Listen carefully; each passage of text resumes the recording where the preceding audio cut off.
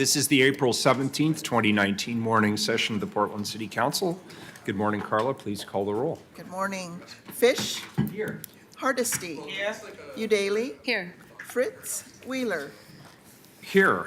And with that, we'll turn it over to legal counsel to hear the rules of order and decorum. Good morning. Good morning, and welcome to the Portland City Council. The City Council represents all Portlanders and meets to do the city's business. The presiding officer preserves order and decorum during City Council meetings so everyone can feel welcome, comfortable, respected, and safe. To participate in council meetings, you may sign up in advance with the council clerk's office for communications to briefly speak about any subject. You may also sign up for public testimony on resolutions or the first readings of ordinances. Your testimony should address the matter being considered at the time. If it does not, you may be ruled out of order. When testifying, please state your name for the record. Your address is not necessary. Please disclose if you are a lobbyist. If you are representing an organization, please identify it. The presiding officer determines the length of testimony. Individuals generally have 3 minutes to testify unless otherwise stated. When you have 30 seconds left, a yellow light goes on. When your time is done, a red light goes on. If you are in the audience and would like to show your support for something that is said, please feel free to do a thumbs up. If you want to express you do not support something, please feel free to do a thumbs down. Please remain seated in council chambers unless entering or exiting. If you are filming the proceedings, please do not use bright lights or disrupt the meeting. Disruptive conduct such as shouting or interrupting testimony or council deliberations will not be allowed. If there are disruptions, a warning will be given that further disruption may result in the person being ejected for the remainder of the meeting. After being ejected, a person who fails to leave the meeting is subject to arrest for trespass. Thank you for helping your fellow Portlanders feel welcome, comfortable, respected, and safe. Thank you very much. First up is communications. And Carla, I assume the 5 individuals today would like to come up together. Is that correct? Lou. Very good. Why don't you go ahead and read all 5 of the first items, please? 316, request of Sally F. Frosman Cecil to address council regarding Portland Gray Panthers. And 317, request of Brian Jackson to address council regarding Portland Gray Panthers.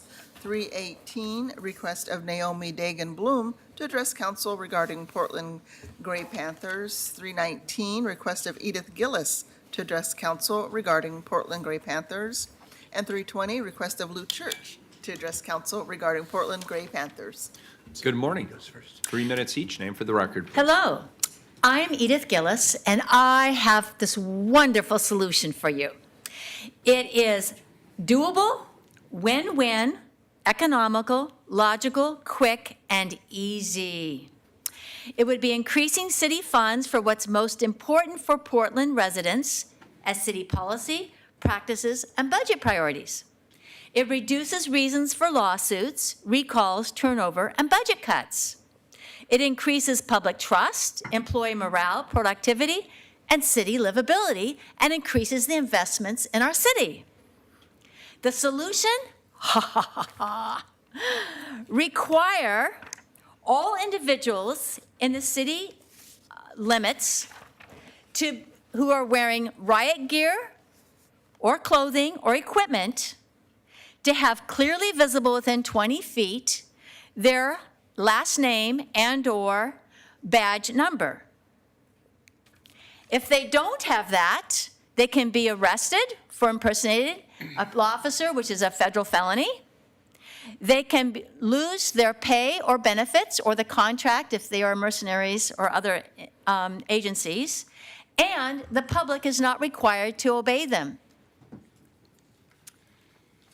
For example,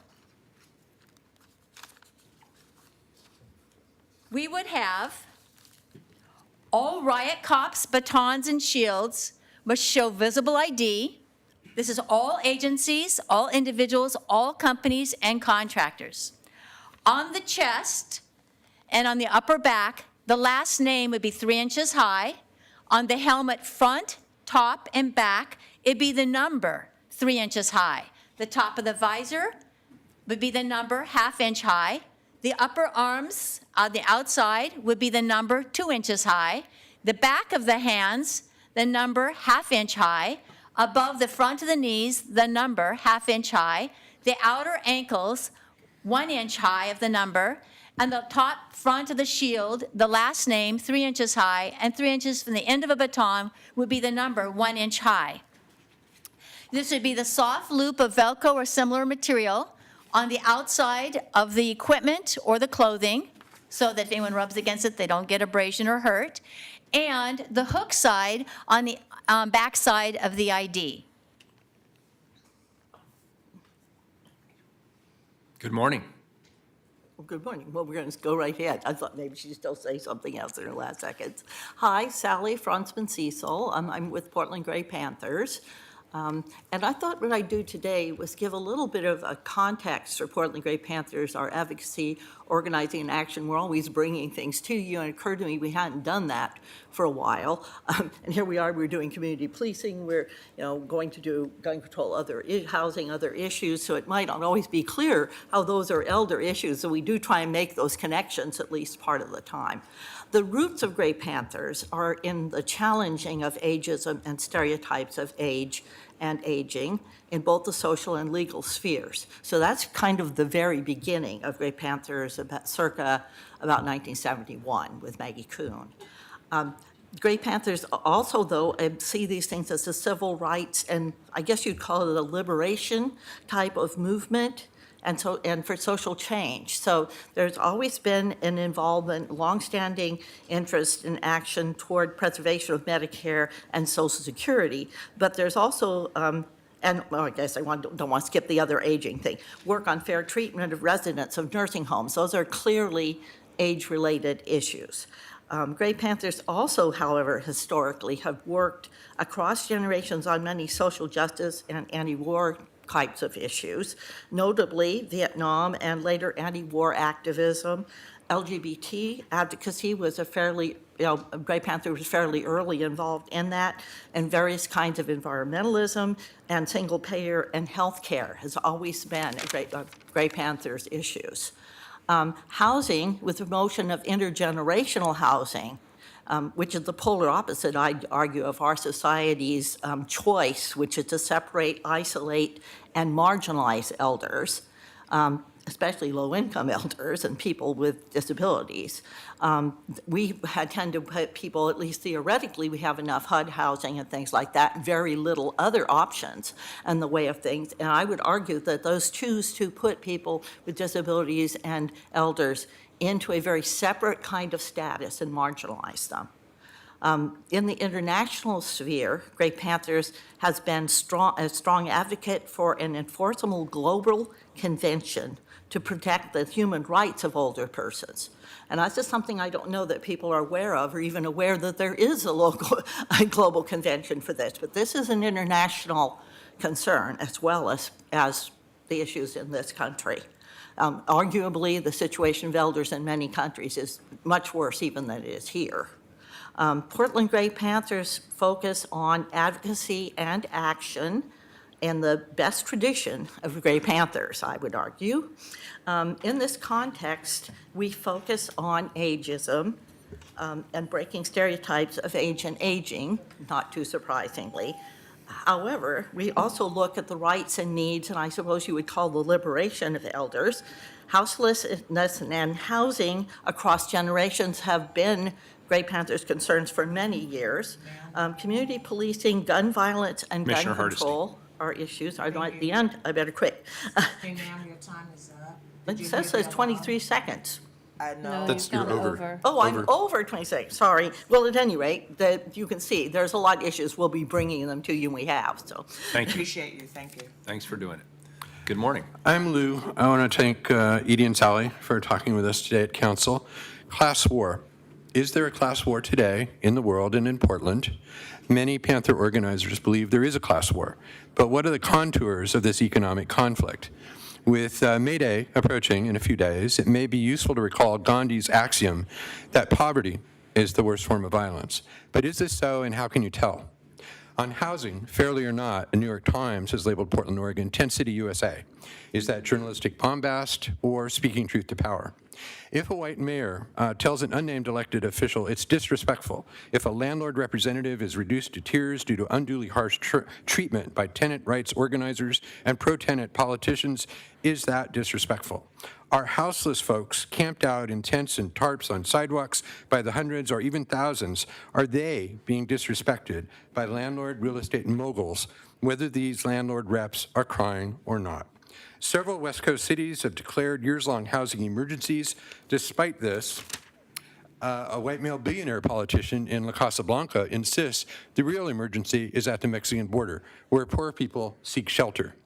At Portland State, when the subcontracted landlord, not IPM, Income Property Management, a different subcontractor, enacted skyrocketing rent hikes and refused to make needed repairs, student tenants organized a 6-month rent strike, including a somewhat disrespectful chant.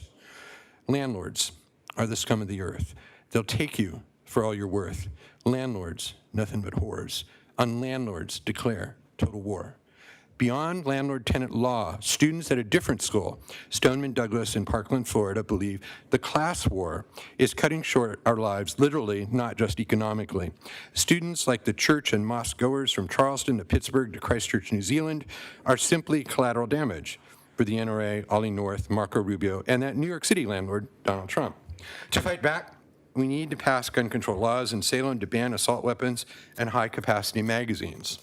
To fight back, we need to support the hard work of Commissioner Hugh Daly and her staff to create more tenant protections ahead of landlord profits, even if these landlords are crying on the way to Wells Fargo. To fight back, we need to heed the lessons of Maxine Waters, Kamala Harris, Elizabeth Warren, and yes, the lessons of Jacinda Ardern in New Zealand. To scofflaw landlords, to the NRA and their acolytes, we need to say the class war ends here. From Portland State to 1600 Pennsylvania Avenue to Christchurch, New Zealand, the class war ends here. Thank you, all three of you. Appreciate it. Carla, have any items been pulled off the consent agenda? I've had no requests. Please call the roll. Fish? Aye. Hardesty? Aye. Udaly? Aye. Wheeler? Aye, the consent agenda is adopted. Looks like we're at 9:45. Why don't we call items number 321 and 322? 321, authorize the mayor to sign the updated Stadium Good Neighbor Agreement for Providence Park. And 322, approve the updated Providence Park Comprehensive Transportation Management Plan. Very good. We have a cast of many. Carl, I understand you're going to kick us off today. Is that correct? I will, yeah. if we can get Very good. the presentation up. That's a.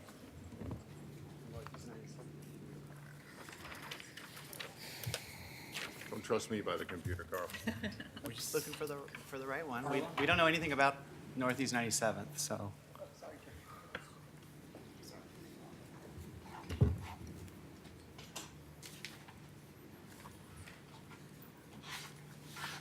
Okay, so, am I on? Yep. Good morning, Mayor and Commissioners. My name is Carl Lyle. I'm the Spectator Venues Program Manager at the Office of Management and Finance.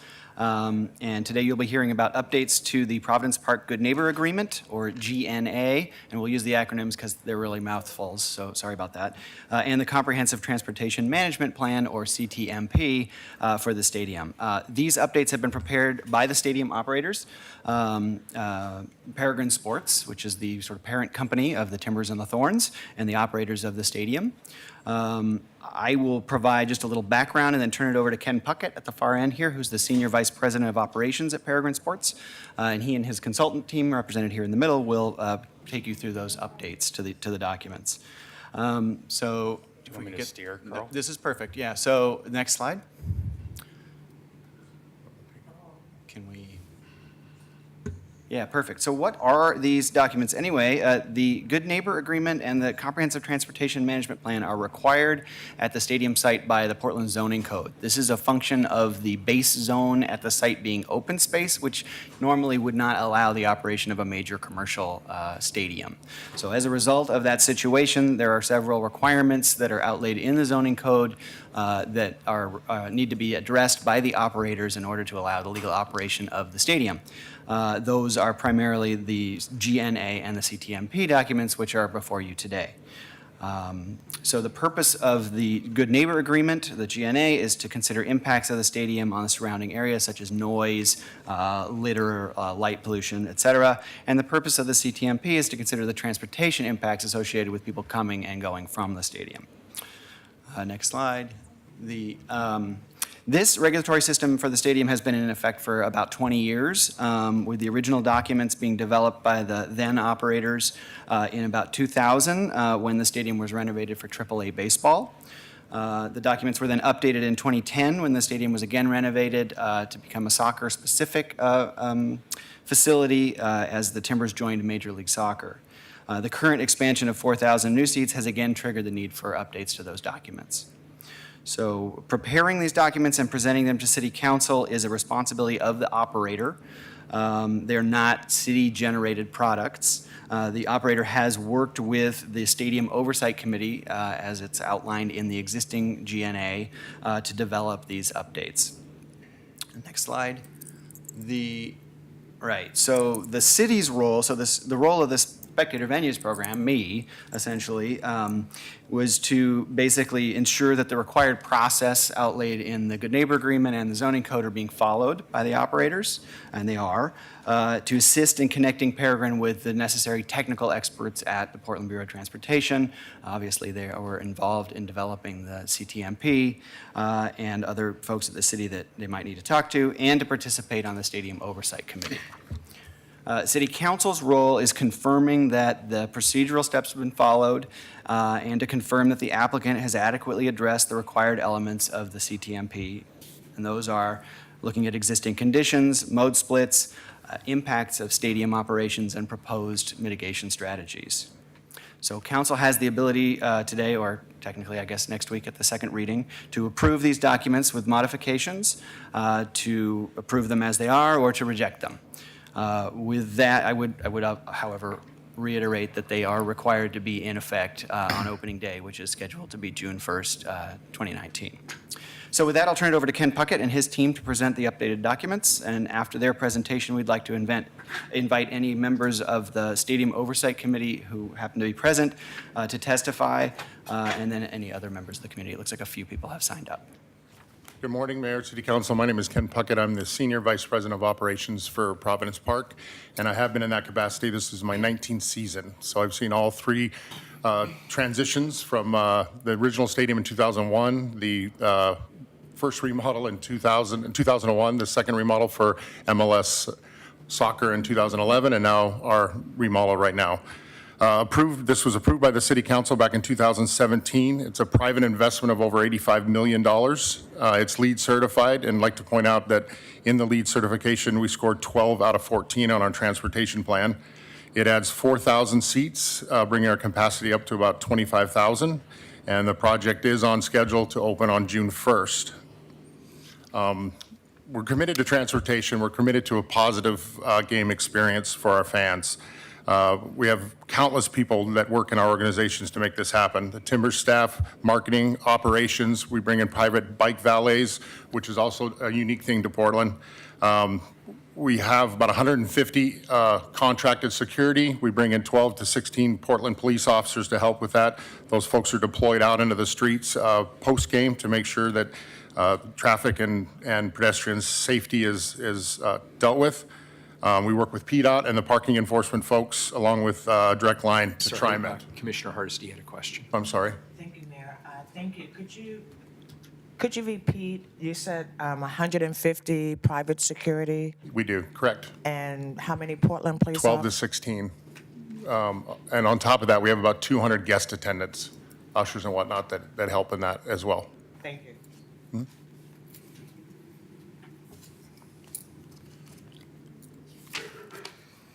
We're committed to our neighbors. Like I mentioned, I've been running the stadium for 19 years. I sat on the Goose Hollow board for several years as the vice president. The Good Neighbor Agreement that I oversee has been in place for 18 years with zero formal complaints. Of course, I've gotten phone calls to deal with certain issues, but zero formal complaints on us not following through on the Good Neighbor Agreement. So this is truly a partnership between us and the neighbors. I'd also like to point out that this is Portland. This is unique. We have a stadium that was built in 1926 that sits right downtown. Our friends to the north built the Kingdome in 1974, blew it up in 2000, and still owed almost $20 million on it. So we're proud of this stadium. We're proud of where it's come. We're proud of how it's evolved into what it is. We're proud that it sits in right downtown Portland. And this traffic plan is Portland, just like our stadium is. So, Thank you. All right, my name is Libby Baki, and I was the Stadium Oversight Committee facilitator. The Stadium Oversight Committee is made up of representatives from Goose Hollow, Northwest District, City of Portland, the Timbers, and an at-large member. They're tasked with making recommendations to you about the CTMP and the Good Neighbor Agreement. As Carl said, we followed the procedures for updating those documents as prescribed in the Good Neighbor Agreement and the zoning code. We had 17 meetings with the Oversight Committee and 13 neighborhood meetings, participated in their meetings. The updates of the Good Neighbor Agreement specifically reflect the expansion of the project, so the additional 4,000 seats. We clarified the process for updating the Good Neighbor Agreement and the CTMP in the future, more prescriptive. We updated timing and procedures for the Oversight Committee meetings. The Good Neighbor Agreement now prohibits ticket holders from lining up 24 hours, more than 24 hours before an event. And finally, we also went through and updated all of the communications requirements to reflect modern communication, things like websites and cell phones and such. We've also been monitoring the public comment that has been coming in, and we have prepared some amendments that are responsive to the request from the neighborhood groups, and we'd like to enter them into the record. Briefly, these amendments cover arrangements for Portland police officers in the stadium, updating the public meeting and neighborhood notice requirements, and hiring an independent consultant firm to work with the Stadium Oversight Committee to establish metrics, collect data, and prepare reports on the effectiveness of the CTMP. And with that, I'm going to turn it over to Phil with Nelson Nygaard. Good morning, Mayor, Commissioners. My name is Phil Olmstead. I'm a principal with Nelson Nygaard Consulting Associates. We're a transportation planning firm that works throughout the country. I'm based here in Portland. Most of my work is in the parking and institutional planning realm, so helping institutions like college campuses, universities, medical campuses, as well as cities with their stadium planning efforts. So really working to develop mobility plans, transportation plans that not only serve the fans and the team, but the communities and neighborhoods in which they reside. We were hired by the Timbers in 2018, and the Oversight Committee at that time had established some specific principles and goals to guide and really anchor the plan. First and foremost, really to the greatest possible degree, minimizing the number of vehicle trips that are coming from new fans. But for the trips that remain, maximizing their efficiency. And part of that is really communicating that on-street parking is maxed out in the neighborhood. It's heavily regulated, especially on game days. And so that we're doing all that we can to discourage people from circling in the neighborhoods looking for a parking spot. For those that need to drive, making sure that we're communicating about their off-street options and really incentivizing and encouraging them to park off-street. At the end of the day, from the surveys that have been done of Timbers and Thorns fans, we know that they value choice and flexibility in how they get to the stadium. They don't come by the same mode for every single game. So really providing a multimodal system that really offers choice to the fans is really a big priority of the CTMP.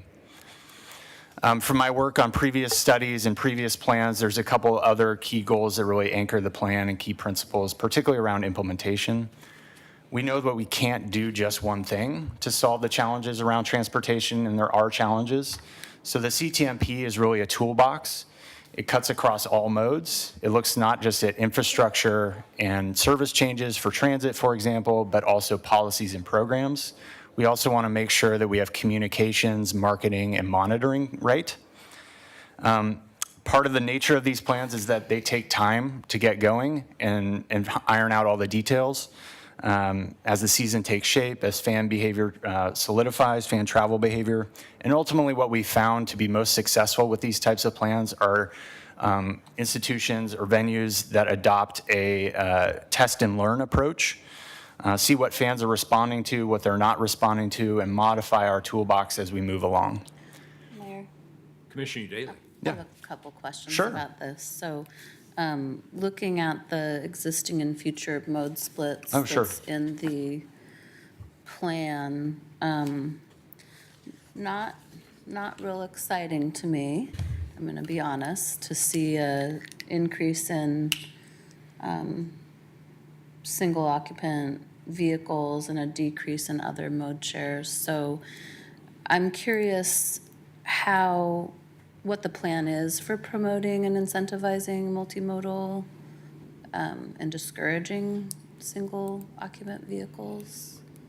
Yeah, Is so I'm going to speak to the specific Okay. measures within the plan, and hopefully that will address your question. I'll save my questions to the end because I'm very interested in working with the Timbers on maybe not, I'm not as, well, okay.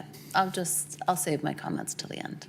Sure, no, I wanted to talk about the mode split targets Right. specifically. So one of the first pieces of work that we did was to establish what we call mode split targets.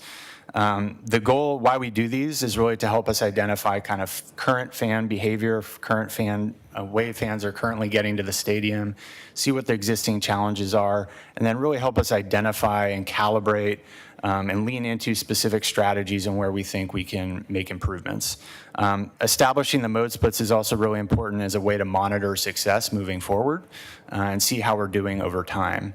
The baseline that you see was established with a couple of surveys that were done. One was an online survey by season ticket holders. Another was an intercept survey at the stadium in 2018.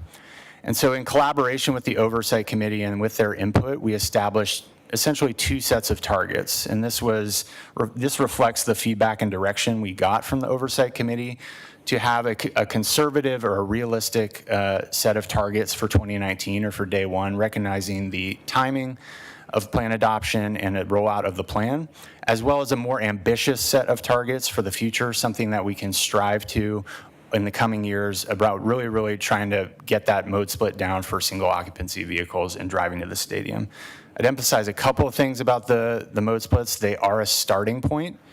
They're based on our best available data and a number of assumptions about how fans travel to the stadium. As we do additional monitoring, as what's planned for and called for in the CTMP, we think we can recalibrate these numbers and, again, revisit these on a year-to-year basis and make sure we're making progress. So what's in the plan? There's 21 measures, mitigation measures, as required by the code. They are outlined in specific detail. I can't go through all of them, so I'm going to highlight a few of them. Obviously, transit plays a major role in access to the stadium. TriMet currently provides 2 additional MAX trains on the red and blue line after the games. For the 2019 season, they will add a 3rd train in both directions, so a total of 6 trains on top of their regular service after the games. That will provide about a 7-minute frequency, and what TriMet hopes will meet their goal about clearing the platform in about 30 minutes. TriMet will continue to provide staff to monitor the platforms and work with Ken's team to implement those service changes. They need a bit of flexibility on the game days, depending on many factors, but including when the game ends. TriMet's also committed to extending Route 24 to Providence Park for the 2019 season and adding 2 extra trips after every Timbers and Thorns games. That's a mouthful. Some of the specifics of that, particularly where the stop is and some of the routing realignment, is still to be figured out. But a number of service changes happening in 2019, which we think can potentially increase that transit mode share. Parking, as we talked about, the major goal here is really to get less people driving and parking, but for those that do drive, get them in an off-street lot, not circling and driving around the neighborhoods. The Timbers, unlike many stadium operators in the country, do not own or operate any of their own fan parking, dedicated fan parking. So the approach in the CTMP is really fivefold. Better communicating the off-street options to fans. So the Timbers are working on a whole new marketing and communications platform on their website. Further promoting the Smart Park voucher program that they have for season ticket holders. We did some data crunching in the 2018 season and found that program to be underutilized. And so there's a lot of opportunity to expand that use for season ticket holders. We also looked at what you see here on the right is data for the Smart Park garages and found that there is capacity in those garages. The 10th and Yamhill reflects the fact that that garage was half closed for the 2018 season. Another piece of the parking puzzle is continuing to explore partnerships with private lots and garages and facility operators to see if we can establish some pilot programs around reserve parking. There was some progress made on this in the last couple years, but some more work needs to be done. The Timbers don't regulate the streets, so continuing to work with PBOT and the neighborhood groups to continue to assess and evaluate the ways in which rates are done and regulations on street. And then PBOT has also committed to additional enforcement for the 2019 season, particularly for the first few games of the year. We know that enforcement is a major challenge there. We did a scan of parking in and around the stadium, seeing what's available. We looked at about a 15-minute walk shed in and around the stadium, and even with some very conservative assumptions about availability of parking during the typical Timbers game times, so weekday nights and weekends, we think there's about we estimate about 23 to 3,600 available spaces to accommodate additional fans that may be wanting to park. We know that ride hailing is growing, and ride hailing is increasingly popular in every city, but particularly for special events and venues such as Timbers games. Ride hailing can reduce parking demand, but it has the trade-off of potentially increasing vehicle trips and congestion. So the approach for the CTMP is really trying to rationalize how ride hailing is done in and around the stadium. So what this translates to is some very specific measures about formalizing a series of distributed pickup and drop-off zones in and around the stadium. The Timbers have already begun working with PBOT to establish those zones and have also begun working with the ride hail providers to make sure that they're utilizing the technology, what we call geofencing, that would direct Timbers fans to those pickup and drop-off zones. Also making sure that we're doing rider education, driver education, and establishing some best practices and guidelines in partnership with the ride hail companies. Bikes, getting to the stadium by bike is already extremely popular. As Ken mentioned, the Timbers have provided free bike valet parking for since the last CTMP. On those sunny days, it's full. We anticipate e-scooters to be more in the transportation mix for 2019 season. So the strategies and measures around bike and e-scooter access are really about building on the good foundation thus far. So the Timbers have committed to expanding the bike valet zone on Morrison Street. There's measures that call for dedicated e-scooter parking and really making sure there's clear guidelines and communication about where to park and what's allowed with e-scooters and bikes. And also continuing to work with PBOT outside of, kind of the day-to-day, game-to-game activities, making sure we expand permanent bike parking and continue to work on the improvements to the network and infrastructure improvements to and from the stadium.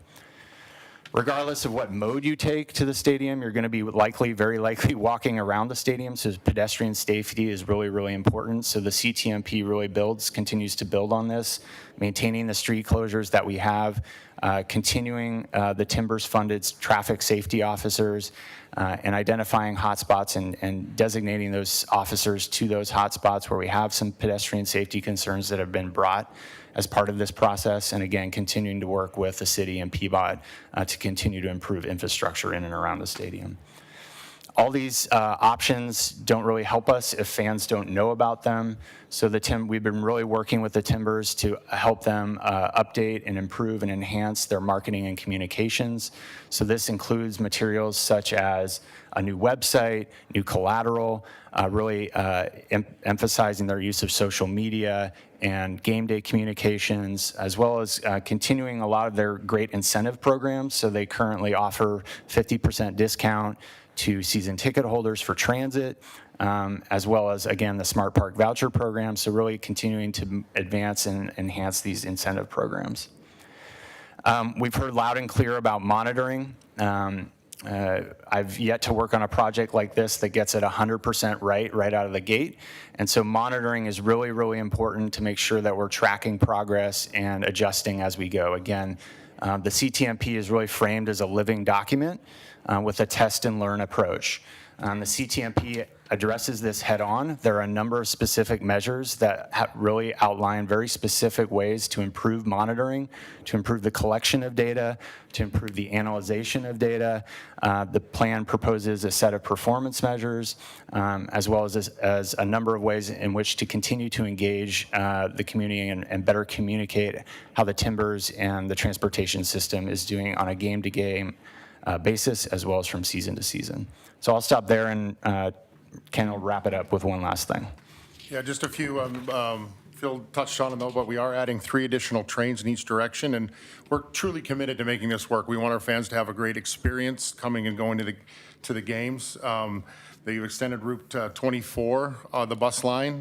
We have detailed parking information on our fans. We have a huge marketing team that deals with the social media, deals with posting maybe traffic changes or construction work. We're in constant contact with our season ticket holders when it comes to that.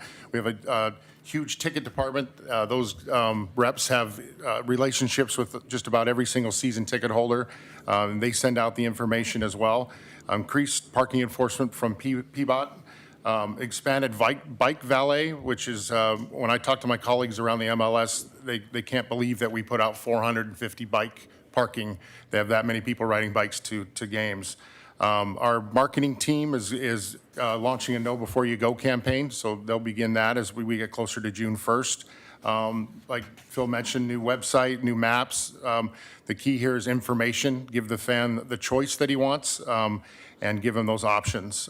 We mentioned the ride-hail locations. Those we're working on. They're going to float a little bit with all the construction in our neighborhood with the Oregonian building, Lincoln High School, and some of the other buildings that are being built down in that section of the city, or up in that section of the city. Those ride-hail locations will float a little bit as needed. But again, our partner with Lyft as well as PBOT have been great to get that off the ground. As I mentioned before as well, we have 12 to 16 police officers that we hire. We have a head of security that's a 30-year retired Portland police officer that heads that up for us. We'll deploy those officers out into the streets post-game to make sure that the pedestrian safety is a key for us. And again, improve monitoring and data collection throughout the season.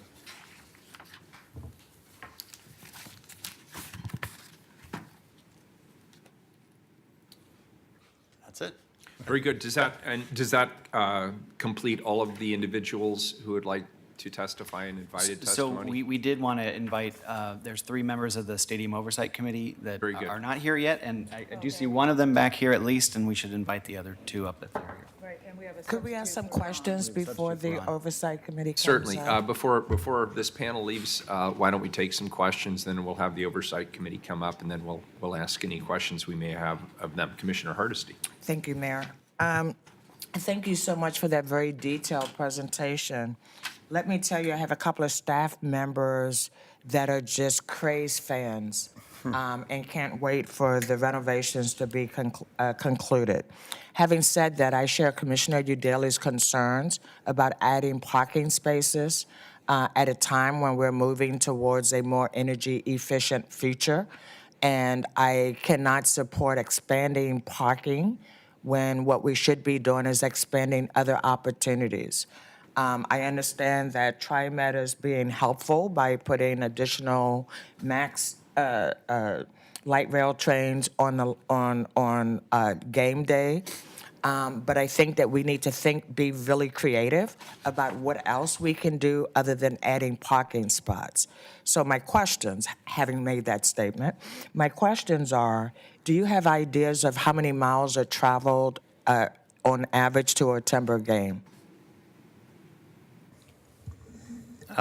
Not off the top of my head. We could get that data. We did do an analysis of the location based on the address of season ticket holders. So we could do that analysis. The challenge is we don't necessarily have the data at this time to pair that location with a mode for that specific individual. I think that's something that we'd really try and do with an improved survey instrument.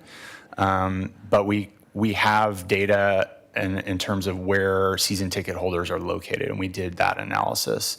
But I don't know it off the top of my head. Another question that I have is, you have some benefits for season ticket holders that are not for people who come in and just buy game tickets day of or the day before, right? So what is the average ticket holder season ticket cost? Boy, there's such a high range. I mean, we have season tickets as low as, I think, $99 and all the way up to, $1,000 for some of our premier areas. I'm not the ticket person, but I can get that information for you. That would be really helpful. But I will say this, though, we've had a 99% season ticket renewal rate since we went MLS. 99%, and that's the highest in any major sport. Hey, So, not arguing with success. No, I'm just pointing out. Just bragging a little bit, right? Yeah. Okay, I understand. Another question that I have is, you are aware that Portland Police are understaffed and may not be available to be accommodating your security needs. And you already hire, I think you said, 150 private security? Right, that's a company called Coast to Coast. They also do the Moda Center. It's a private security group that does the gate screening and that also helps with crowd control. But on a normal game, we hire anywhere from 12 to 16 Portland police officers on their availability. But we've been in touch, my head of security's been in touch with the union to get our games on a calendar and get that sorted out. With all due respect, the union won't be making decisions about how Portland police are dispatched throughout the community. So I Understood. appreciate that conversation, but we're the folks that make that decision. And so as we're looking at being down 120 police officers, a lot of things that Portland police are doing now, they will not be doing next year. And so I would hope in your planning that you think about hiring more private security. But then I have to ask, who are they accountable to? Are you arresting people? Are private security excluding people? Is there an administrative court process? Are people being fined? I need to know how that private security operates because there's a lot of people of all kinds that come to the games and love it. And so it'd be very helpful as we're making a decision about what's happening to people who are interacting with your security. Fair enough. Let's see, did I have any more? I think that's it for now. Mayor? Thank you. Commissioner Fish. So I live in the Goose Hollow neighborhood, and one of the things I first want to just observe is that I live about 3 blocks from the stadium. And, from time to time, my kids and I will go to a game, probably typically the Thorns, not the Timbers. But first, an observation. On game day, there is very little impact on my neighborhood. There is no noise in my neighborhood. And most people in the surrounding area know of the areas that we need to avoid. So I'm not going to go to Fred Meyer and do my grocery shopping within an hour of the game starting. I'm not foolish enough to try to navigate Burnside. So we make some accommodations. But by and large, I've been extremely impressed by how the Timbers have run their operations in terms of neighborhood impacts. And I am directly impacted. I'm in one of those towers that's, I said, 3 blocks away. So, but a couple of comments and questions. So you talk in your plan, sir, about off-street parking. One of the areas where we have a lot of off-street parking capacity on game day is at Good Sam. And I know that because, well, I won't go through my medical history, but anyway, there's structured parking that's within that catchment area that you've identified that would frankly be perfect for overflow parking because it's already available. Why isn't that part of your plan? Want me to speak to that? I mean, I can speak to that. It was part of our plan early on. In fact, we had a letter of understanding with the parking operator and with Good Sam, and when the Northwest neighborhood took it to their neighborhood association, they said no. They don't want those garages used in the evening. They don't want to drive traffic into the neighborhood. Well, with all due respect, there's already traffic in the neighborhood. What we're talking about is limiting the number of people who are driving in a futile way looking for on-street parking where there's off-street parking. Completely agree with you.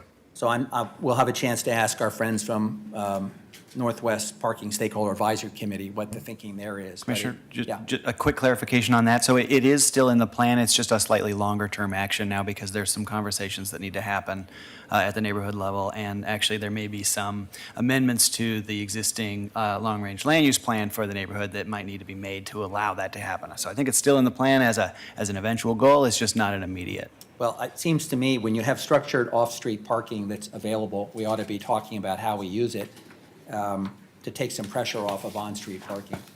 On the slide that you gave us earlier about rideshare, you listed Lyft and you listed Uber, but I didn't see any reference to taxis.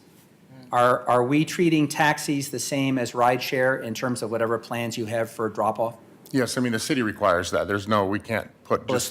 the slide omitted. It okay. talked exclusively about rideshare, and it was structured around Uber and Lyft. And the point, I think the obvious point is, if you're staying at a downtown hotel, you're just as likely to get into a cab if you want to make that trip, if you need it, if you need a Lyft as a Lyft or Uber.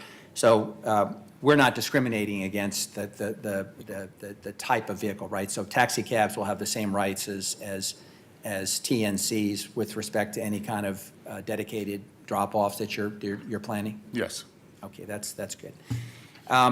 And the other thing I just want to mention, and I had this conversation with PBOT recently, and they ended up sending out a press release sort of more globally alerting the community to this challenge.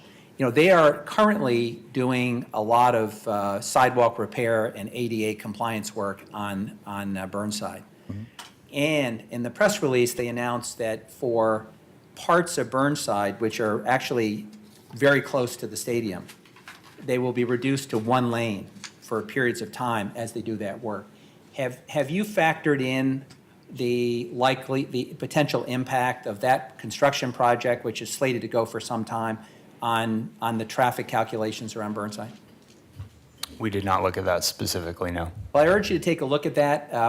The question that I raised with PBOT is whether it was necessary to have the lane closure on the evenings and weekends. So this is when it would directly impact, games.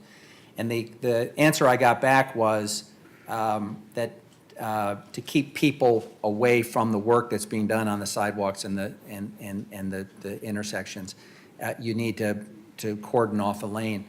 They're the experts, so I can't argue with that. But I was hoping for the answer that they could resume both lanes in operation on off hours, because I thought it was primarily designed to protect workers and their safety, but it goes beyond that. So I don't know how long that project is planned for, but there's a lot of intersections that are getting ADA upgrades and a lot of sidewalks are getting repaired, and I think that's going to have an impact, significant impact on traffic on Burnside. So I urge you to get with PBOT on that one and figure out what your workaround is, at least for the duration of that construction project. Thank you. And thank you for an excellent report. Mayor, just a housekeeping matter. I assume before we take any further testimony that since OMF and the Timbers have 4 amendments that they have asked us to consider, we're going to just get a second and put that on the table. I'd prefer that, yes. Are you moving them? I'll move them. We'll call this OMF 1, 2, 3, 4. I'll second so that they're on the table so we can take testimony. Mayor? Commissioner Udaly. Okay, thank you. Thank you for this CTMP update. I like how easy on the eyes and comprehensible it is. I read reams of these documents, so that's also, it's just very welcome. You may or may not know that I've been very supportive of this project since the beginning. My staff has put a considerable amount of time into assisting the timely advancement of it. The city also has quite a bit of skin in the game. And with that said, I want to make it clear that I don't want to support or encourage habits that run counter to our goals around decreasing congestion and pollution and climate change. So I'm interested in a much more ambitious plan around the future mode splits. And I just want to go on record as saying I would love to work with the Timbers on leveraging their incredible fan base and getting to some more kind of desirable outcomes with transportation. Mayor, I also want to be clear about any commitments PBOT has or hasn't made to the plan. So I have Mike Krebs here who can come up and speak to that, because we've heard a few references in this document that I just want to make sure that we have clarity on. So I guess the only other thing that I love all the plans for marketing and incentives. One thing that is not on your list is carpools, which weirdly, in an age where we have technology that should make carpooling easier than ever, is declining, is the only mode of transportation that's in a decline. And so I would love to see that, whether it is individual fans getting together or using the TNC carpooling, because TNCs are not much more desirable than single occupant vehicles. So, yeah, I'm not sure when the mayor wants to bring up staff, but mostly just making some comments. If you want to give feedback, that's welcome. Yeah, I mean, I would just quickly echo what I said earlier about the mode splits. Really, they're a starting point for us to begin this process of additional monitoring on a year-to-year basis. I think with some improvements to the survey instrument, and we've been talking with Ken and his team about that, we can really hone in on some of the mode splits. And yeah, I think the 2019 really does reflect kind of the most conservative estimate and kind of planning for the worst. But really setting that ambitious, what we did was a second tier of a by 2022, really trying to identify a more aggressive mode split target that all the measures really speak to in the plan. Sure, and I appreciate that. And this week, we're celebrating the first 2 electric buses in TriMet's fleet, but it's 2019, and we apparently have 10 to 12 years to divert climate catastrophe. So I just want to put a little more pressure on you guys to be less interested in what the fans currently want and more interested in how you can change their habits. Because everyone wants, well, not everyone, but most people obviously want to drive their single occupant vehicle, and that is unsustainable. So, thank you. Very good. From the Oversight Committee now? I'd like to, Sure, thank you. if we can get there.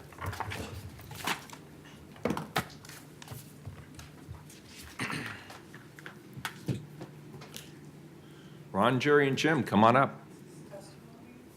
No, this is still invited testimony. Good morning. Good morning. Not sure who would like to kick it off? Jerry, do you want to do this first, or you want me to go first, or do you care? I really don't care, but Well, you just got voted in. Congratulations, you're first. Mr. Mayor, Commissioners, neighborhood that I Sir, could you put represent your on name the in the Oversight record? Committee. Ron, could you put your name in? I'm sorry. Yeah, thank you, appreciate it. My name is Jerry Powell. I'm sorry, Jerry. I'm the representative of the Goose Hollow neighborhood on the Oversight Committee. I live at 1924 Southwest Madison Street. We don't need Right your around the address, corner but from could you, you move the mic Commissioner a little Fish. closer? I think we're having, excuse me, sir, Thank you. sir. Could you move the mic a little closer to you? Sure. There you go, thank you. Thank you.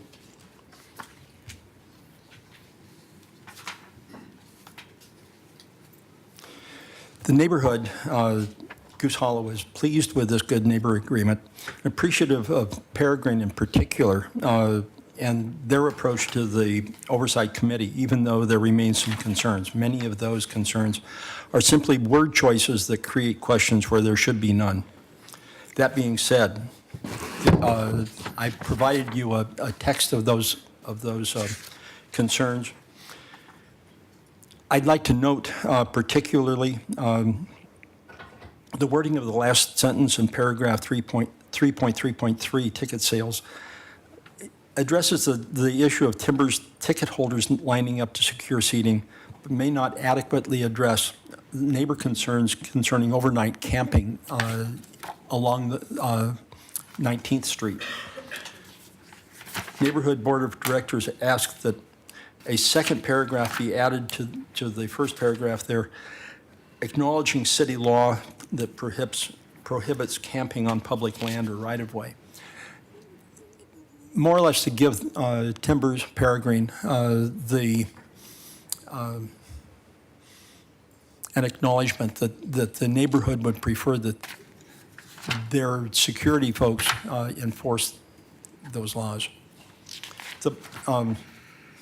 Camping is not normally a problem there. It's not a popular place to camp, but there are people that have taken advantage of the ticket lines to form encampments. Also, paragraph 4, concerning members of the meetings of the Oversight Committee, our concern is that for a 5-member committee, a 3-member quorum is too small, and the process for calling a meeting of the Oversight Committee, even an annual meeting, is too vague and too subject to Peregrine's initiative. Why put all of the responsibility on them? We recommend the following amendments, and the main one is that there be a 4-member quorum requirement so that somebody doesn't get left off inadvertently. One further thing, we believe the security plan summary page provided separately, going to Commissioner Hardesty's concern, the security plan summary page, which is provided separately, ought to be a listed appendix to the GNA and the list of appendices revised. Since my first assumption here had been that there were to be 2 separate hearings, one for the GNA and one for the CTMP. So I provided you separate documents for those 2 items. With respect to the CTMP, yeah, parking isn't such of a problem in Goose Hollow. There isn't any parking in Goose Hollow. But that doesn't stop people from searching for it. And the traffic that those folks causes major congestion. Periods of gridlock before and after games, and then frantic drivers trying to dart for what they perceive as a place to park. There was a promising aspiration early on in the discussions by the Oversight Committee of an electronic monitoring of parking in the downtown area. There are many parking spots gone unoccupied during Timbers games. Many of them are right on max, providing an easy way to get from the parking to the stadium. Those, several of them are city parking garages. Now, the problem is that while you can identify where the parking spaces are in real time, getting the information to the people that are coming to a game is problematic. Now, one of the reasons for that has to do with the way that the private garages have set up their monitoring system. They take credit card numbers. Now, that has to change. And it will change in good time by the people that write that software. I think an additional priority needs to be put on it with respect to situations such as this, where the public needs to be aware where they can go directly to park that thing that they need sometimes to get from places like Happy Valley, or where we can't actually provide efficient public transportation. I would like personally to see, and my neighborhood is invested in seeing that real-time information is available, and we'd like to see it not forgotten in the CTMP. Lastly, the measures that we've seen for providing for rideshare are just plain insufficient. Some of the streets that are identified and proximate enough to the stadium to be attractive to people for rideshare are in fact gridlock on one end or the other. The only practical solution to that problem is one that the rideshare folks themselves identified early on, and that is they would like to see a parking lot where they can queue up their cars, drive in from one side and out from the other side without backing up. From a safety standpoint, that makes perfect sense. Now, there are several parking lots in the area that would answer that criteria. However, they're also getting a lot of revenue from people that are parking for Timbers games. I don't have an answer for that, and I don't think anybody else does, but it really needs to be explored because that is probably key to the answer, or key to the problem of rideshare and taxi pickup and drop off. Lastly, there are lots of metrics in the CTMP. Lots of things measured, and some assumptions made on the basis of those measures. There's not a lot that we see there with respect to accountability. Now, I'm not sure what to suggest, and my neighborhood was not sure what to suggest in terms of what kinds of accountability need to be there. But we are somewhat disappointed that there is not more. Thank you very much. Thank you. Good morning. Good morning. My name is Stan Anderson. I live on Northwest Irving and Northwest Portland. Today I'm providing testimony on behalf of Ron Walters, who is NWDA's representative to the Stadium Oversight Committee. Mr. Walters is not able to attend today's meeting. For the record, the 4 amendments you received today, and much of what the following remarks are kind of deal with Oversight Committee process issues.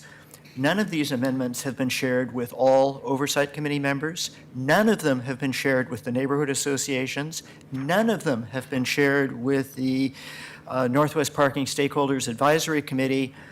And at a minimum, that's some sort of a process defect. I'll leave you to figure out what kind it is. Thank you for inviting Mr. Walters to provide testimony as NWDA's representative on the Stadium Oversight Committee. For the record, Mr. Walters wanted to make sure that everyone knows that he's a Timbers fan, he's a season ticket holder, and he's attended nearly every home game match over the last 8 seasons.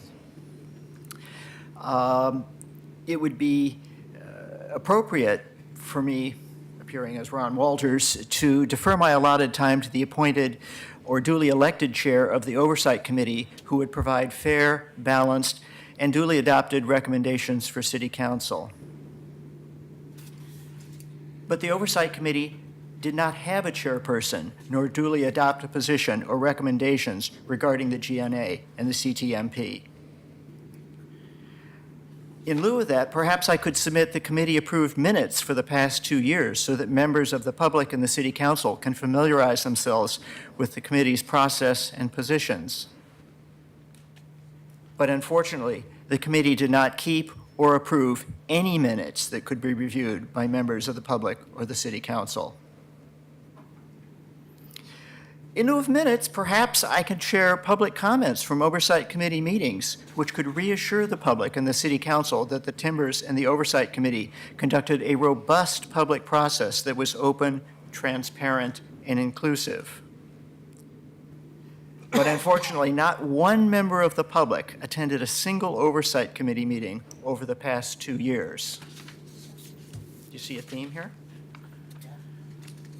In lieu of public comments, perhaps I could reassure the public and City Council that the Oversight Committee had at least established and followed written rules of procedure and governance as required by the existing GNA. But the Oversight Committee failed to meet its obligation to establish rules of procedure and governance. They don't exist today. I have reported these process violations to the Timbers, the Oversight Committee, and the city through its representative to the Oversight Committee. To my knowledge, none of these parties have taken any action to address or remedy the process failures that leave us with such a glaring lack of consensus at this 11th hour. It's troubling that the Oversight Committee so dramatically failed to meet the most basic standards of the type of fair, open, and inclusive process that's expected in Portland and required in the current GNA. I urge the Council to support the GNA revisions recommended by NWDA, which incidentally were supplied to you via your staff days ago, not at the last minute with no availability to anyone else, in the Northwest Parking, and recommended also by the Northwest Parking Stakeholders Advisory Committee. Those recommended changes will improve the oversight process, will establish clear metrics that may trigger additional mitigation actions, and ultimately improve the game day experience for fans, neighborhood residents, and local businesses. We need to do this in a way that doesn't leave us with the classic, the upside is private, the downside is public experience, which so often characterizes ventures of this kind. Thank you very much. Thank you. Commissioner Hardesty. Thank you both so much for your testimony, and thank you for reading Ron Walters' testimony into the record. I am very concerned that an oversight committee does not have minutes, does not need a quorum to make decisions. I'm concerned that if people think they're on an oversight committee yet they don't get information in advance, that's a problem. That is not how oversight is supposed to take place. I'm also concerned that the Oversight Committee is so small and lacks diversity and equity, and I don't know why we would call it an Oversight Committee if it is true what Ron Walters says, that it sounds like it's just a couple of people that want to do a big project making decisions. That's not how a public partnership oversight committee is supposed to operate, and so I have issues already, but I have more issues based on your testimony. So I just want you to know I appreciate you both being here today. Thank you. Thank you. And some of the recommendations offered by NWDA specifically address those kinds of concerns, and they're well-founded. Thank you. Commissioner Fish. So first, let me just ask, are you qualified to speak on behalf of NWDA on this issue? You read Ron's testimony, but are you otherwise here qualified to speak on behalf of the Neighborhood Association? Largely, yes. Let me kind of give you a little bit of an outline. And we have other folks from NWDA here to the extent that I cannot be fully responsive to your concerns. I'm a longtime NWDA member. I'm a former board member. I'm a former director. I'm a member of the Northwest Parking Stakeholders Advisory Committee. I'm fairly familiar with these issues. I have certainly read the proposed revised CTMP and the proposed revised Good Neighbor Agreement. Okay, so let me ask you the question I asked the other panel, which is, why has the off-street parking at Good Sam been taken off the table? This is a bit of the simple answer is the city, acting through the city council, adopted a land use plan that, without its being known as the Northwest District Plan, and without coordinating revisions to that document, it's prohibited. So it's a self-inflicted problem viewed through that lens. Well, so do you recommend we make changes to make it authorized? Sure, but this is a longer conversation, and I think there was, the folks who were up here before us suggested that, yes, this is a longer conversation, and they're beginning to engage with it now. I don't believe it's part of the package of the materials in front of you right now. It is not. So just so I'm clear, to address Good Sam parking, we'd have to make a change, we'd have to do a zoning change? I haven't done a deep dive into where all the coordinating changes would be required, so I'm not prepared to answer that question. But as I understand it, among other things, it is prohibited by the council's adopted Northwest District Plan. So in light of some concerns which the commissioner in charge of PBOT has raised, and in light of the testimony we've just received, I guess one thing I want to sort of better understand, and again, let's take NWDA. Mr. Walters' testimony is almost exclusively focused on the way in which the Oversight Committee works. It seems to me at any time that the council wants, they can step in and fix those problems. We can make meetings subject to public records, meetings laws. We can set quorum requirements. There was some I think Jerry, Mr. Powell, you earlier said the 5-person body. You were skeptical of having a 3-person quorum requirement. That's actually our rule. We operate on a 3-person quorum requirement, but I understand that you have a different view with the Oversight Committee. There's questions about whether there should be additional members. There's questions about the notice that it gives, but it seems to me that's not the specific question that's in front of us. We've got a proposed Good Neighbor Agreement and a proposed CTMP, and we can simultaneously address the questions of the Oversight Committee and strengthening that process. And I think there's been some good ideas for how we might do that. We also have a timing issue, which is opening day is June 1st. So something has to be put into place. And then what I'm understanding when you talk about accountability, both of you talked about accountability, what I'm hearing is at a minimum, we would need some kind of annual report. We'd want to be able to tighten the screws. We'd want to be able to revisit things. So whatever in other words, what I hear you say is whatever we launch with, that's not likely to be the finished product over time, that it's going to be tweaked and reviewed. So does the Pearl District Neighborhood Association, excuse me, the NWDA, does it have a position with respect to whether we should adopt the GNA and the CTMP? Yes.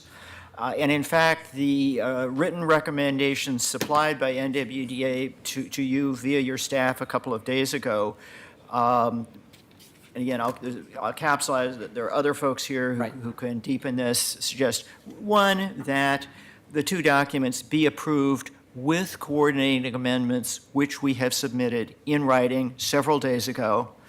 And among other things, the coordinating amendments suggest an approach like the one, Commissioner Fish, that you've just outlined, where we commit to a much more militant and focused effort at data capture concerning traffic and parking, that we commit to coming back in a year and making required coordinating adjustments. There are detailed recommendations concerning Oversight Committee process and notice and the like. And it's not don't do this, but it's do this with our recommended amendments. Right. And we sort of have to hold up your thoughts as to what the coordinating amendments ought to look like versus the suggestions that were submitted from NWDA. But I suspect there's a fair amount of overlap, and there's certainly an alignment of sort of the general thrust and direction that adopt this, but make sure you put in place appropriate data capture, a responsible transportation coordinator who's a full-time, dedicated professional on that, and that there's a commitment to kind of come back and work on this in a year, or if our experience is very unfortunate toward the downside, sooner than a year. Right. Well, that's very helpful. Thank you very much. Thank you. Very good. Thank you both. All right, that concludes, I believe, does that conclude our invited testimony? Captain Krebs, Other than PBOT. did you want to come on up? Yeah. I guess it's Michael now, right? It's Michael now. Michael? Great, excellent. Welcome. It's good to see you. Not yet. We'll get to you in a minute, Meg. Okay. Thanks for being here, Mr. Krebs. Yes. Could you please illuminate any confusion or misunderstandings about what PBOT has actually committed to? Yes. Good morning, Mayor and Commissioners. morning. Mike Krebs, I'm the Division Manager for Parking Enforcement for the City of Portland. And I want to make it clear, there might be misunderstanding because my commitment to parking enforcement during Timbers game is as resources allow. There may be many games, I only have 2 parking enforcement officers on the entire city. And if they're busy helping someone, clear their driveway out on east side, they're not going to be down here enforcing around the Timbers games. So it's only as resources commit. There may be nights where there are no parking enforcement officers enforcing around the Timbers games, or there may be 2 or 3. One of the things that I recommend, I know that the Timbers, they purchase security and they purchase the police. If they would like additional parking enforcement, which I recommended, if you'd like parking enforcement, you can reimburse the city for our services, as they do. I mean, they're bringing in thousands of people, and I think that I want to use public resources wisely. And if they're bringing in people that are paying for stuff, I would strongly suggest that they could also purchase parking enforcement officers to help enforce around the Timbers games. That would be my recommendation. But I want to clear that up to make sure that everything's clear, that we'll be there if we can, but there may be times when we can't be there. Commissioner Hursty. Thank you, Mayor. Thank you for that, Mike. It's good to see you in civilian clothes. Good to see you. My question is, supposedly we're negotiating to have 12 to 15 Portland police officers at Timber games when there's high volume. And you just said that we have 2 parking enforcement folks citywide. Why are we continuing to think that Portland Police would be an answer to security at Timber games? I'm just curious because it just clearly is not going to work. We don't have enough officers to accommodate that. So is there a backup plan? Is there a private security plan where that could be possible? Yeah, I really can't speak to the Portland Police Bureau right now. I've been gone for 9 months, so I don't know all the things going on there. But I do know that from when they hire officers, they're hired from off-duty. So the officers can sign up for off-duty overtime to work security at the Timbers games. So I don't know all the resources at the Police Bureau right now, so I can't really opine on too much on that. Well, I can speak to their presentation about having a hard time finding officers to work overtime, but we can find off-duty officers to be contracted for the Timber game.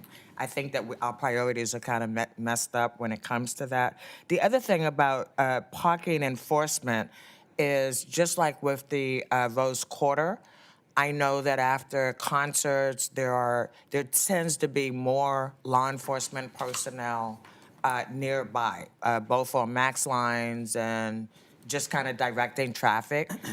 You're not talking about anything above and beyond that for the 4,000 new seats that we would have? For parking enforcement?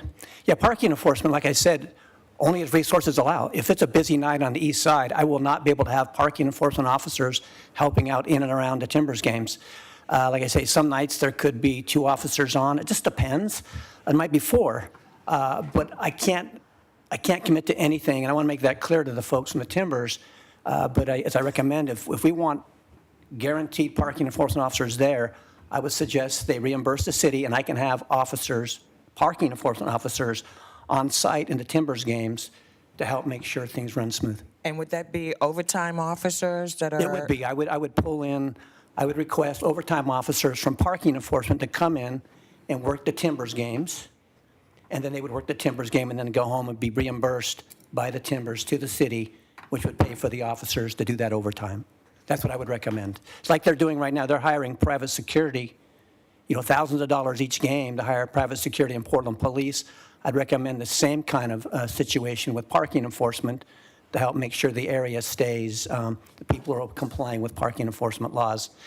In the past, I know that parking enforcement has used city money to work overtime at the games, but in my opinion, I don't think that's good use of city money when you have a group of people that are bringing money in.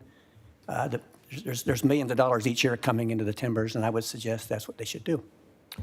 Thank you. So what I'm hearing is that if we're considering a contract that assumes that we're going to have Portland police officers available to assist, we should be very clear in that contract that that is not an agreement that we have agreed to or we have any way to fulfill at this point. If I could just I can't opine on the Portland Police at all. interrupt for a Well, minute. but it's traffic is what you're referring to, but I'm just talking. Yeah, Mike is with PBOT now, so he really shouldn't be speaking to police bureau Yeah. issues. It's a little awkward. He's actually speaking to bringing Portland police officers who work transit division to the stadium. Am I correct in that? No, Or I'm those talking about private? Isn't parking under enforcement PBOT. officers. Parking enforcement, they're enforcement. non-sworn parking enforcement officers that actually come out and enforce parking laws only. And they're under PBOT. Yeah, and the Portland Police, when they're hired by Timbers, they're not going to be out enforcing parking laws.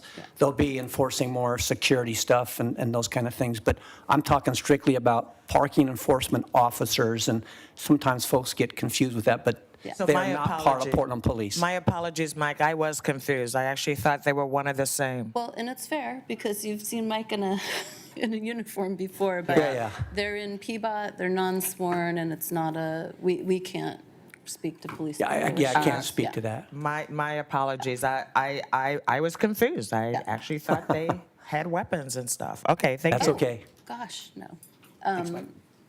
I have, I just want to say that I concur that the city shouldn't necessarily be bearing the burden of the expense of increased enforcement, especially with the very generous split we agreed to with the Timbers on the new seats. So thank you very Okay. much for Thank you, folks. being here. Bye-bye. Very good. All right. So now, without further ado, thank you for those of you who've been waiting patiently. We have public testimony. How many folks do we have signed up, Carla? You show 7 more left on the list. 7 more left on the list, 3 minutes each. Please name for the record. Okay, Come the on up. first- Please The call. first 3 are Tina Wyzinski, Eleni Kiagaras, and Sierran Conley. No, Maggie, I didn't call you. Not yet, Meg. Not yet. You're on the list. You're on the list. Be patient. Thank you. Good morning. Good morning. Good morning. Hello, Mayor Wheeler and Commissioners. Thank you very much for the opportunity to testify today. My name is Tina Wazinski, and I'm the president and founder of the Stadium District Business Association. And my name is Eleni Kahiaris. I am the vice president of the Stadium District Business Association. The Stadium District Business Association would like to go on record in support of the Timbers Association, the Good Neighbor Agreement between them and the community, and the comprehensive transportation management plan related to game day traffic, which was derived by various organizations and communities impacted by the games. We are in support of passing the updated transportation plan. As business owners and residents in the neighborhood, several of us are also Timbers season ticket holders, and we witness firsthand how patrons frequent the area businesses and arrive to the games. Many of our restaurant and retail establishment members suffer the feast and famine climate that surrounds the Timbers schedule. When there's no games, there's very little business. It does not go unnoticed that businesses thrive when the game season is in full swing, and how some suffer when it is not. As our district grows with the addition of several new housing and retail buildings, plus the reconstruction of Lincoln High School, we continue to navigate the ongoing issue of parking and traffic. More than just limited timber events throughout the year will impact our parking and our traffic issues. Public transit options and opportunities are more prevalent than ever from all over our great city and suburbs. The influx of traffic to the area is mitigated by the various means in which fans can and will arrive to the games, such as rideshare, by foot, bike or scooter, train, bus, taxi, and/or carpool. Additionally, the associated costs of off-street parking encourages more people to leave their cars at home and use other means of travel. We are very encouraged that the new Transportation Management Plan has found 9 additional measures over the previous plan to help alleviate any parking and traffic concerns. Measures such as promoting the use of underutilized smart park garages and creating a one-stop travel information center on the Timbers website will positively affect the situation and benefit. Where is this thing working? Hold it about 6 inches away. It's very sensitive, Mike. Give it a little bit of space, and then it pops a little less. There you go. That's perfect. How's there that? you go. Good. Okay. So having the one-stop center on the Timbers website will positively affect the situation and benefit neighboring businesses. We know that those traveling to games tend to frequent surrounding businesses near where they park and where they travel from. The Timbers' continued MLS success will attract more national and international fans, furthering Travel Portland and the city's plans to increase tourism. This is something that those of us who live and work in the Stadium District applaud, as we are dedicated to seeing our city and community thrive through strong economic impact and commerce. As a city with an NBA team currently in the playoffs, 2 championship soccer teams, and a possible MLB team in our near future, we love our sports and all they bring to our community: vibrancy, hope, and economic vitality. We encourage you to support, as we do, the comprehensive transportation plan put forth and supported, as we just heard, by Oversight Committee members, fully knowing that if and when needed, it can evolve to better suit the needs of our community and surrounding neighborhoods. Thank you guys for your time and consideration. Thank you both. Appreciate it. Good morning. Good morning. My name is Kieran Connolly. I'm the president of the Northwest District Association here in that capacity. As all of you received written testimony from me via email yesterday, I think that outlines our overall position, which is that while we understand the need that the stadium is scheduled to open June 1st, that we ask that if the commission is to adopt the GNA and the CTMP, it be adopted with certain amendments. And candidly, we haven't had a chance to see what the Timbers are proposing as amendments. We've circulated our proposals. In general, what those changes are intended to do is to make sure that we take nobody knows whether the current plan is really going to work and whether or not its goals are ambitious enough. So we want to put something in place to make sure that we can assess how well things are working and make changes if they're not working well enough. And that's really what we're asking for here is a conditional approval of the plan that provides additional oversight, that provides the metrics for measuring whether or not something is working, and the opportunity for the neighborhoods, for the Timbers themselves, for the city, to re-examine the issue on a regular basis and adopt new plans as new things come into being. So, sir, let me ask you a question. You've put forth some amendments, the Office of Management and Finance and the Timbers, in response to what they've heard from Goose Hollows and the Northwest Parking Stakeholder Advisory Committee have put forth some amendments. It would be helpful to me to know whether the amendments that are now on the table, OMF 1 through 4, adequately capture both the spirit and the substance of some of the concerns that you've raised. And it does seem to me that it addresses questions about how the Oversight Committee works and what's a quorum and public meetings laws and things of that neighborhood notice, independent consulting firm that was mentioned. So this does seem to me to be responsive to Mr. Walters' testimony. Do you think that between now and next week, your organization could give us some feedback as to whether these amendments that are on the table adequately capture the concerns that you've raised? I think we can. We certainly haven't had a chance to look at them at all yet. I don't. The only reason I'm hesitant to say absolutely is because Mr. Walters is out of the country, and because our board just met this past Monday and wouldn't meet again for another month, so it would require some. We wouldn't be in a position to take a formal board-sanctioned action. That said, I'm happy to review the their proposed revisions, compare them to our proposed revisions, and continue the Yeah, I dialogue mean, to try to ideally, get you would have something. had this before the hearing, and you could come in and say this captures it or not. But, you know, this goes to a second reading next week. What I'm just offering is, I would be interested in hearing from you as to whether these amendments do or do not capture the concerns that you've raised. Well, I'm interested to find that out, too. And any other feedback, and would encourage you to, and I know it's a burden, but would encourage you to get your comments in ideally this week to let us know whether these amendments capture the concerns that you've raised. Thank you. We welcome that opportunity. Thank you. Very good. Thank you, all three of you. Next three, please. Are Phil Sellinger, Frank Dixon, and Maggie. Maggie, who has been waiting so patiently. Would you like to start? So impatiently, okay. Why don't you go ahead and start? All right. First of all, I want to say how much I love sports and sports fans. And you want to know why? I'm going to tell you why. Because when I was back in Maryland visiting the NIH for my autoimmune disorder, I visited a shelter, a homeless shelter out there. They were in a parking garage in Annapolis.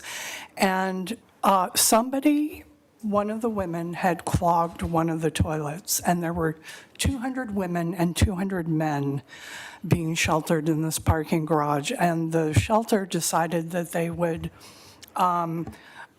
shut the entire bathroom down.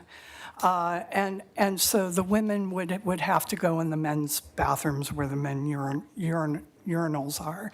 And so I'm going to out myself here. I went and I got on the horn because Fenway was having a huge baseball game. And I said, I love baseball, which I do. And these women, these 200 women, don't have access to a bathroom. And what do you know? Here's Street Roots. Here's the thing about, parks like Directors Park blocking the bathrooms for elderly, disabled, LGBTQ, and homeless people. Here we have why we can't go. So, I don't know how many people were at that Fenway game that night, 30,000, 150,000, but they all got on the horn and those bathrooms got open. Now, if I had called the government, would the government have opened them? Probably not.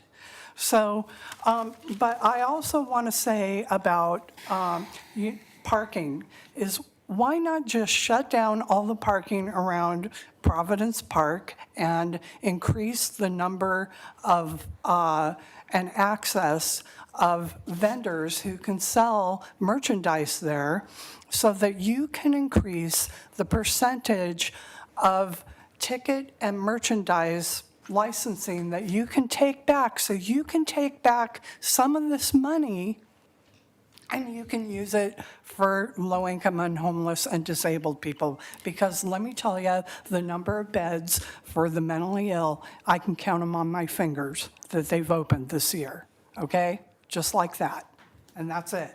And, to the detriment of homeless people, of which Portland is the second highest homeless population in the nation per capita, you cater to big business. All right, So thank you. Appreciate it. I Good- love good- sports good fans. morning. I love Thank you. Good morning. Thank you, Mayor. Frank Dixon, 2205 Northwest Johnson Street, Portland. I'm here as a neighbor and as a longtime resident and activist coming out of back from the 10 years of political wars, and very much interested in the issue before you to the extent that it affects my residents. I'm right in the middle of it, a block from Legacy Good Sam parking lots, and 1 block out of the restricted event day parking areas. I be very brief here. You've already heard and gotten the testimony on the difficulties and problems with the public records and open meetings law issues with the Oversight Committee. The other issue, which I was hoping Commissioner Fish would be here for, I was actually one of the folks that sort of put the brakes on allowing Legacy Good Sam to open up commercial parking for event day parking based upon a lot of background I have with the Northwest District Plan and the way that it evolved and in relationship to this Good Neighbor Agreement. I don't believe it will be a very easy task for council to go back and essentially remove a very specific provision in the plan to discourage event day parking in Northwest Portland. In fact, I think there's even in the current state of affairs and in the CTM plan as it now is proposed, I think it overlooks to some degree that specific goal and objective of the Northwest District Plan, which is integral to the way that we have to live in a very high-density urban environment. We've got with very mixed use with retail business, and it all has to work together with a very restricted grid system. So we have to be cognizant of the parking and traffic issues. Thank you. Thanks, Frank. Mayor. Commissioner Hardesty. Good to see you, Frank. So the issue with Good Sam for parking is that we don't want event parking at Good Sam? The issue is a little bit larger than the specific narrow point of, I know it sounds like a nice solution to, and since there's available parking there, first of all, you need to, I think the consultant will tell you that there's ample off-street garage and surface parking in the downtown area that will take care of any needed anticipated increase in parking for this year. But the specific problem with using commercial parking for event day patrons is that there's in the Northwest District Plan, in the actual adopted plan, there's a specific provision that says right there, we are to discourage that. And so to be able to change that, you would have to open up a whole new planning process. The Planning Bureau would have to budget a lot of money to go bring the whole neighborhood together to go through a revision, I believe. And so to do that for just this one specific issue is, it's your call, but. Thank you, Yeah. appreciate that. Thank you. All right. Good morning. Good morning, Mayor Wheeler and Commissioners. My name is Phil Sellinger, and I serve as chairperson of the NWDA Transportation Committee. The much-anticipated Providence Park CTMP is a disappointment. It fails to capture an opportunity to truly advance creative, effective, and sustainable strategies for moving people to and from Timbers games and other Providence Park events. It fails to meet its primary goal to, quote, accommodate the transportation needs of 4,000 additional fans per match without increasing demand for on-street parking or increasing traffic congestion in neighborhoods near the stadium, unquote. The plan projects the percentage of event attendees arriving by transit to actually decrease in 2019, while we expect 1,200 additional cars to arrive and further contribute to congestion and already severe parking pressures. The plan further relies on ride-hailing for 7% of trips, each generating 2 rather than 1 vehicular round trip into the event area. It's great to see walking, cycling, and scooters as part of the plan, but they are best suited for short distances. The Timbers need to have more skin in the game. Some examples might include aggressively promoting the city's smart park garages with deep garage and max discounts, perhaps with shuttle buses to supplement the max service. Providing real-time garage capacity information, as already mentioned. promotion of TriMet's 9,000 park and ride spaces along the Max Light Rail system, possible interlining of Timbers Express yellow and green line Max trains directly to Providence Park, operation of Timbers Express buses from bus park and ride lots such as the Barber Transit Center, working with TriMet to add more than one more Max train in each direction, perhaps using the proposed closure of the Kings Hill station to add an eastbound siding for the timely dispatch of post-game trains. The promise of the CTMP is ramped up marketing and communication, though there is little evidence that related resources are in place. There needs to be active, these need to be active, not passive measures. Some of these and other strategies are identified in the plan but deferred for later consideration or implementation. The Timbers waited a long time to get serious about assembling the plan. We shouldn't be waiting until 2020 to work on these additional actions. Not only is the plan underwhelming, but it also lacks contingency strategies for dealing with the critical congestion and frustration that is likely to occur in the 2019 season. This is not likely to be a winning season for the Providence Park CTMP. Both the Timbers fans and the surrounding community deserve better. Thank you. Thank you, appreciate it very much. Thank you both. Next, please, Carla. The last two who signed up are Stephen Lewis and Jean Connett.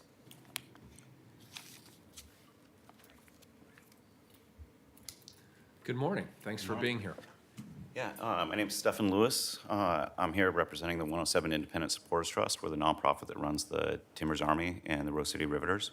And I'm here specifically as a board member of the 107ist, and with a 26-year history of working with the Neighborhood Association system here in Portland. I represent our interests with the Northwest District, or not the Neighbors West Northwest primarily, and their member neighborhoods.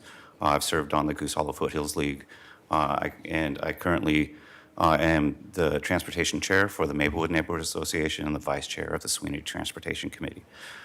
So one thing to get very clear right off the bat from the 107ist perspective, sorry, I have a lot of things, so I'm going to talk a little fast.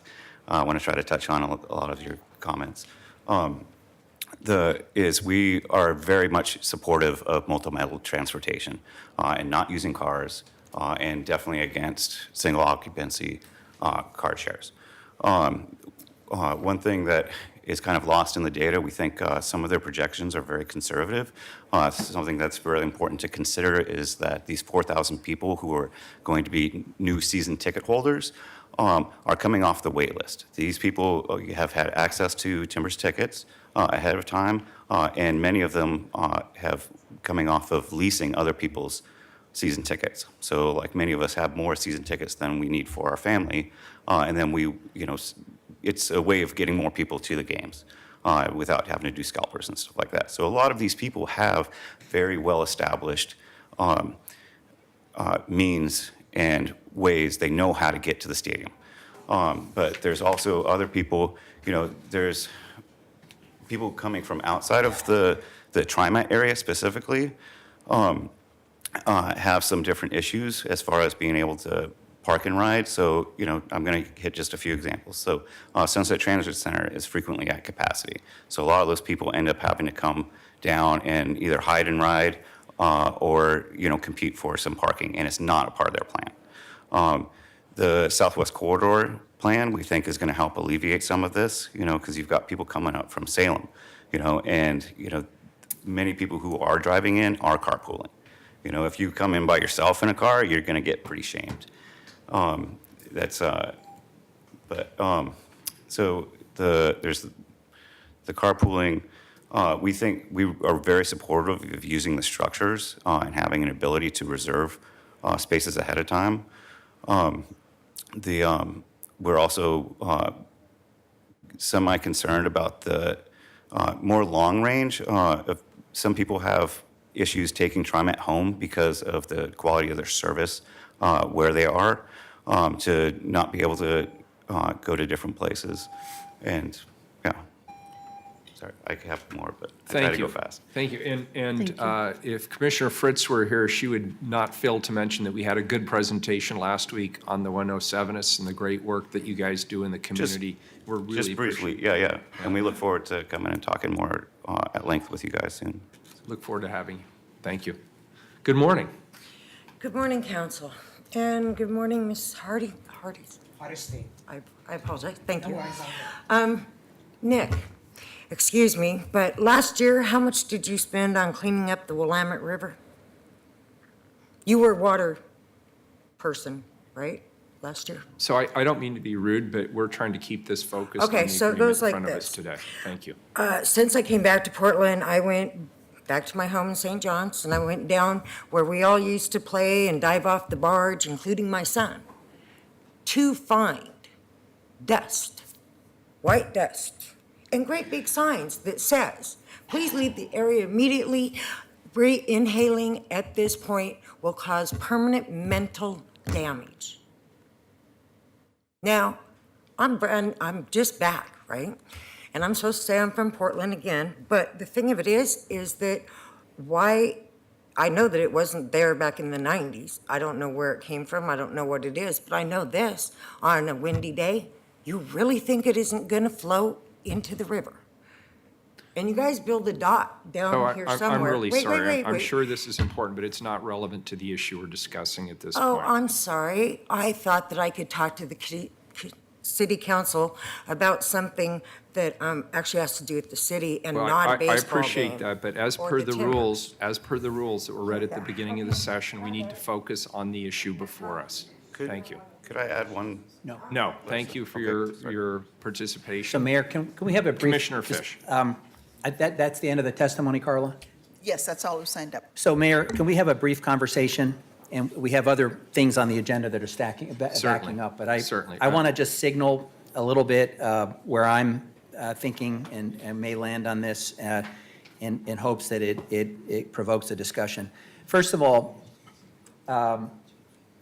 as my colleagues know, I'm the author of the reform effort around boards and commissions and a whole package of reforms that we now take very seriously. And we look at every committee and we ask basic questions about what rules apply to them. And that includes, is it a public meeting, and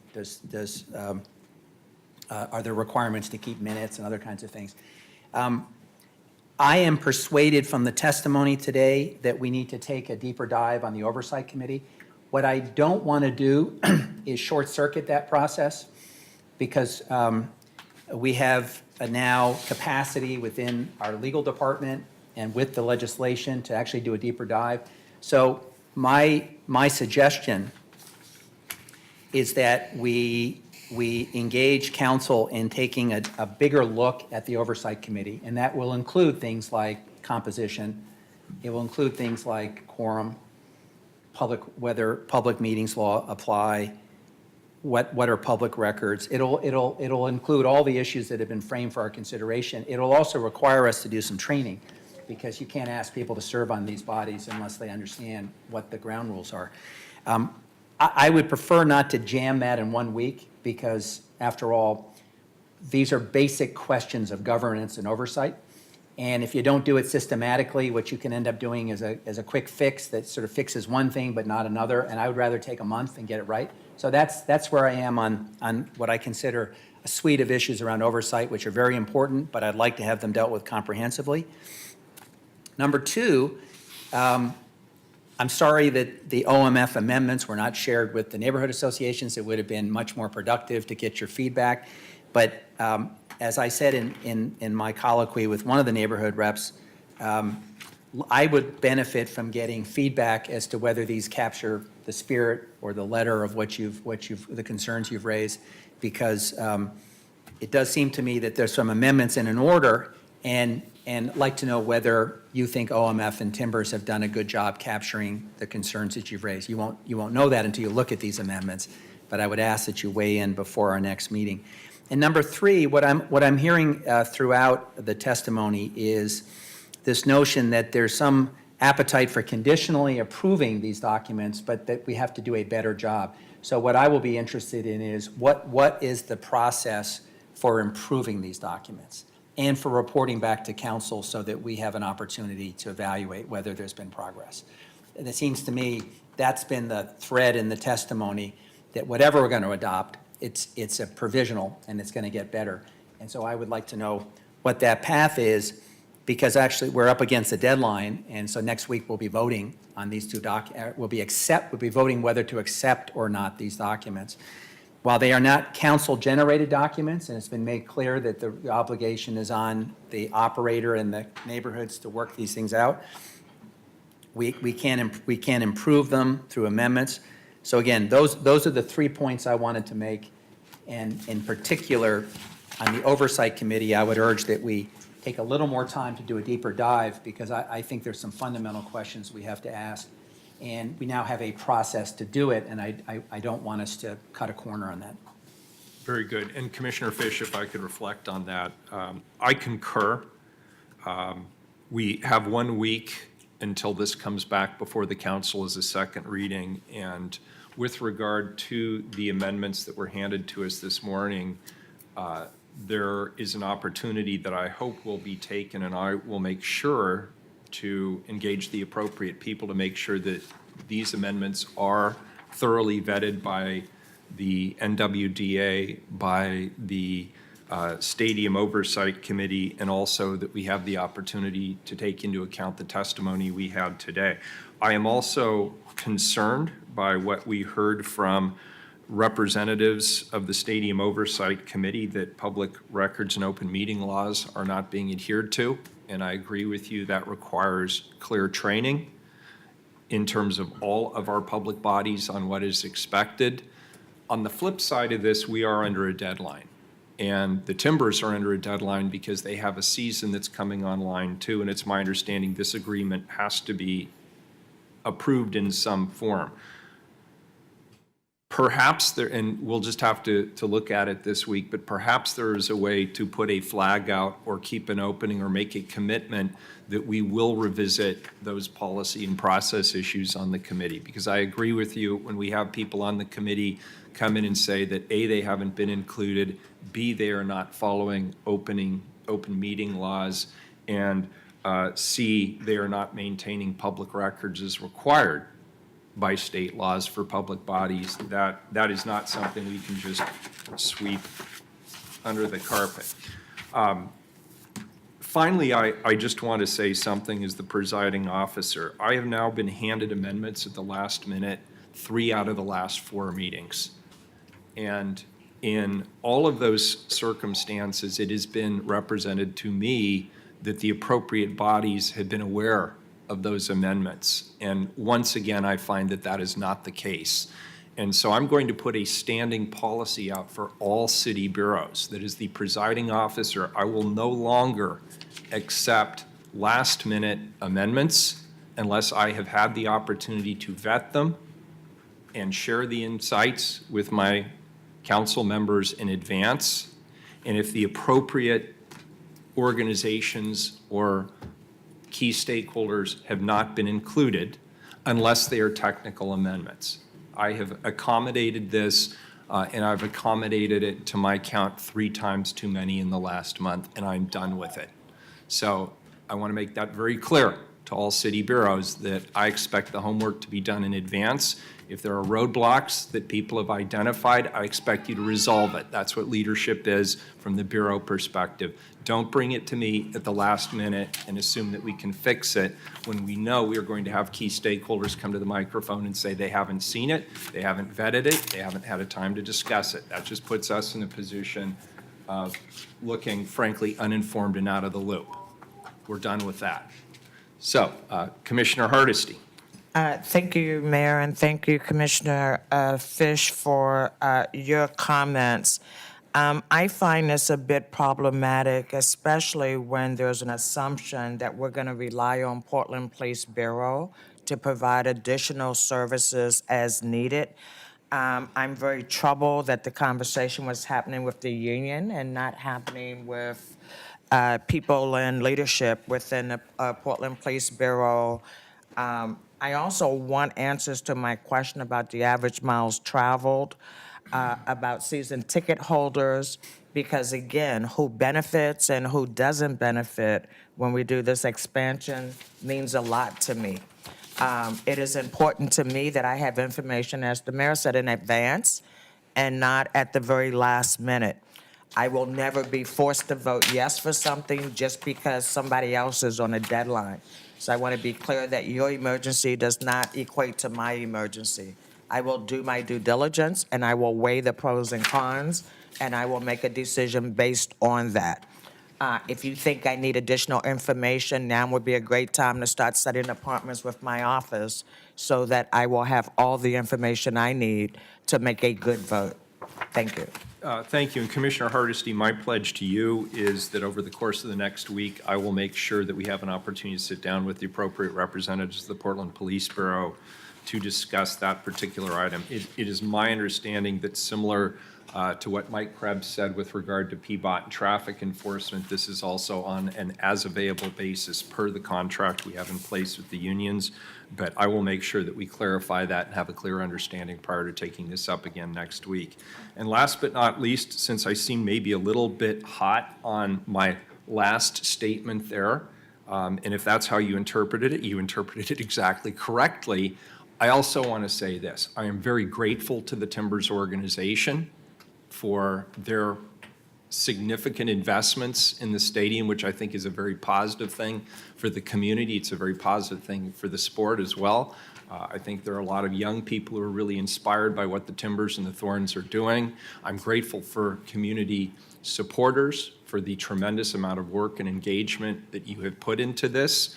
And all of us want to find the way to move this forward in a way that's to the benefit of all in the community, and particularly those who are the most impacted by this development. We'll get there. Sometimes it can be a little messy on the way, but I want you to know my inclination is to support the plan, but I think we need to do a little bit of truing up with some of our community stakeholders to have them understand that we are not steamrolling them. We are moving in lockstep with them and bringing them along as well. So with that, we have two items that we are moving to second. We're not voting today. Item number 321 moves to second reading. Item 322, also a non-emergency ordinance, also moves to second reading. With that, we'll take up 323. Create a local improvement district to construct street, sidewalk, and stormwater improvements in the Northeast 97th Avenue Phase 2 Local Improvement District. Commissioner Udaly. Thank you, Mayor. This ordinance is the next step toward approving the development of the Gateway LID that we began through the adoption of a resolution a few weeks ago. Today's presentation should be short and sweet, and here to explain the ordinance and answer questions is Andrew Abbey from PEDESTRIANS.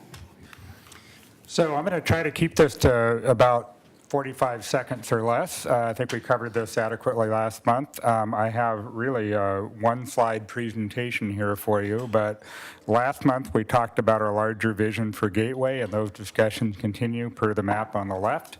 The map on the right is the current map of the LID that we're considering today.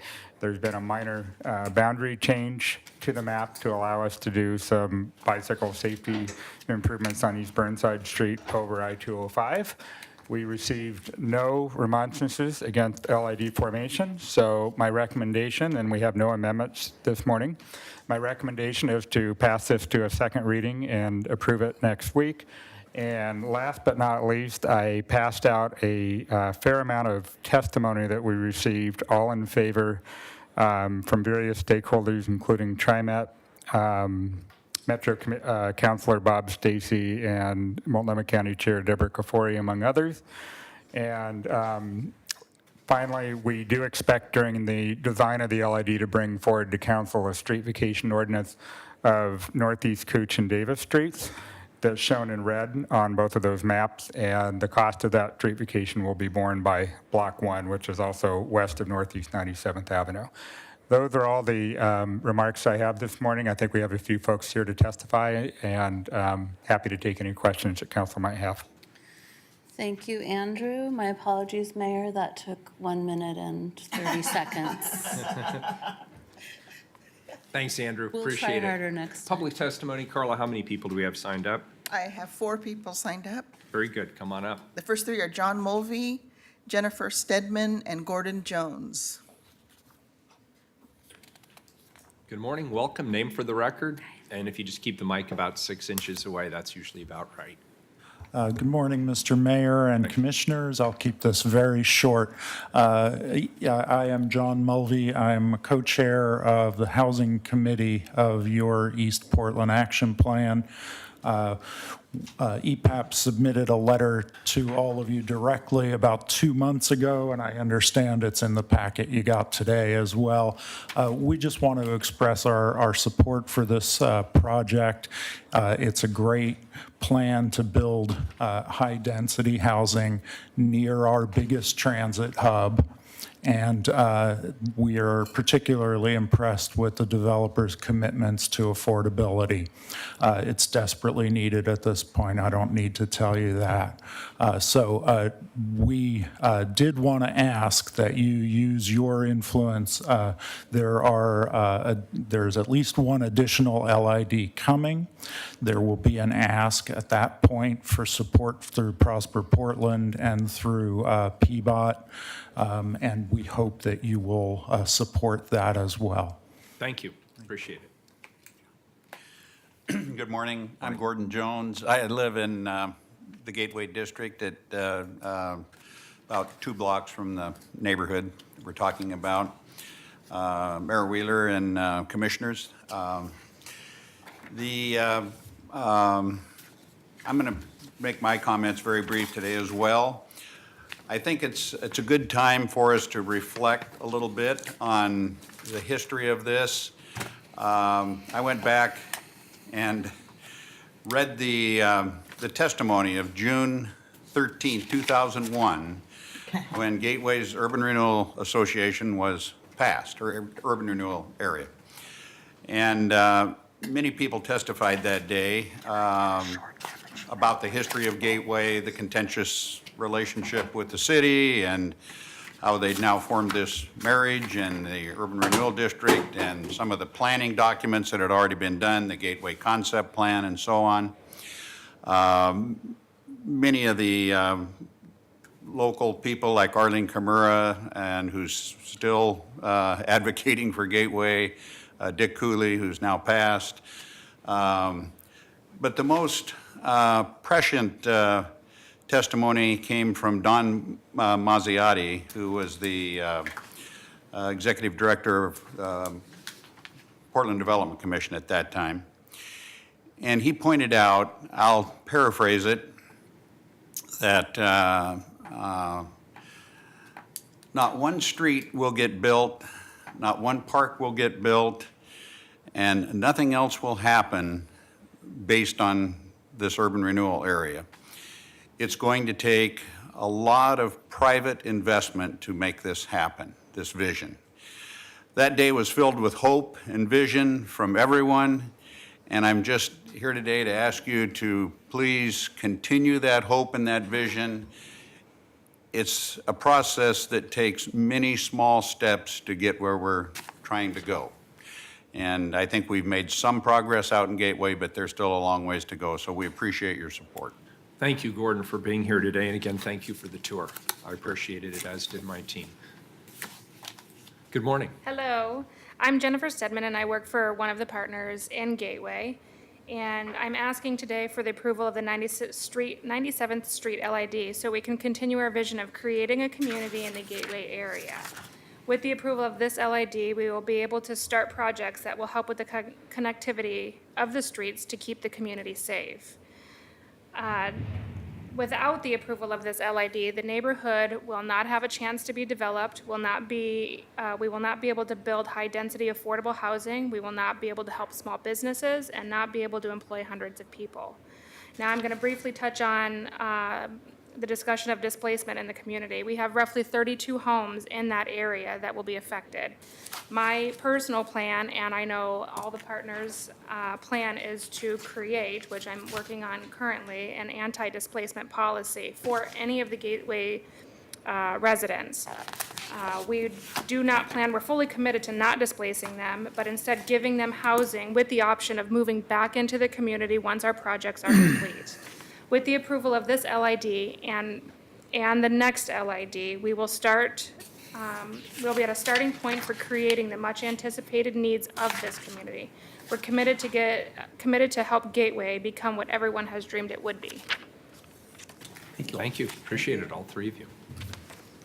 The last person who signed up is Nate McCoy.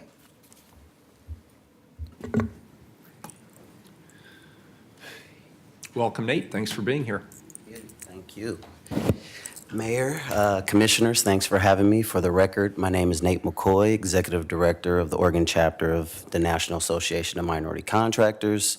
I come a little bit in a dual capacity today as a current resident of the Gateway neighborhood, lived there for over 25 years, went to Park Rose Middle School, went to Park Rose High School, and have seen the evolution of other communities such Northeast inner city where you've seen a lot of displacement, gentrification, and major development happen.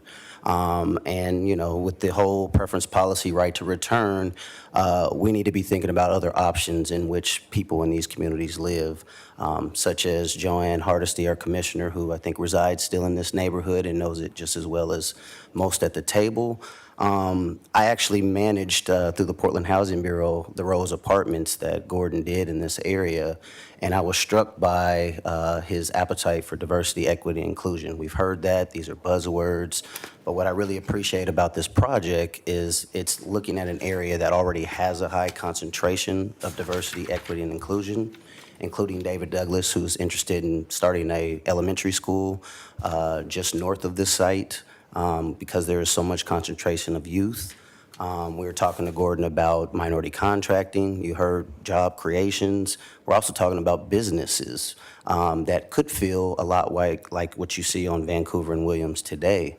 And I want to, you know, because I won't be long, but I want to leave you with a thought-provoking question that I tend to ask myself all the time, and I'm sure you guys do as well.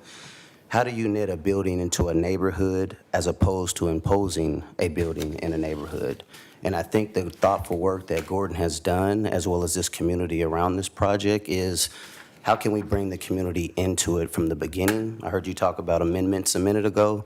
How can we bring this to you guys in its early creation to get leadership involved, to make these commitments that honestly will last at least 5 years of building out a major portion of these sites?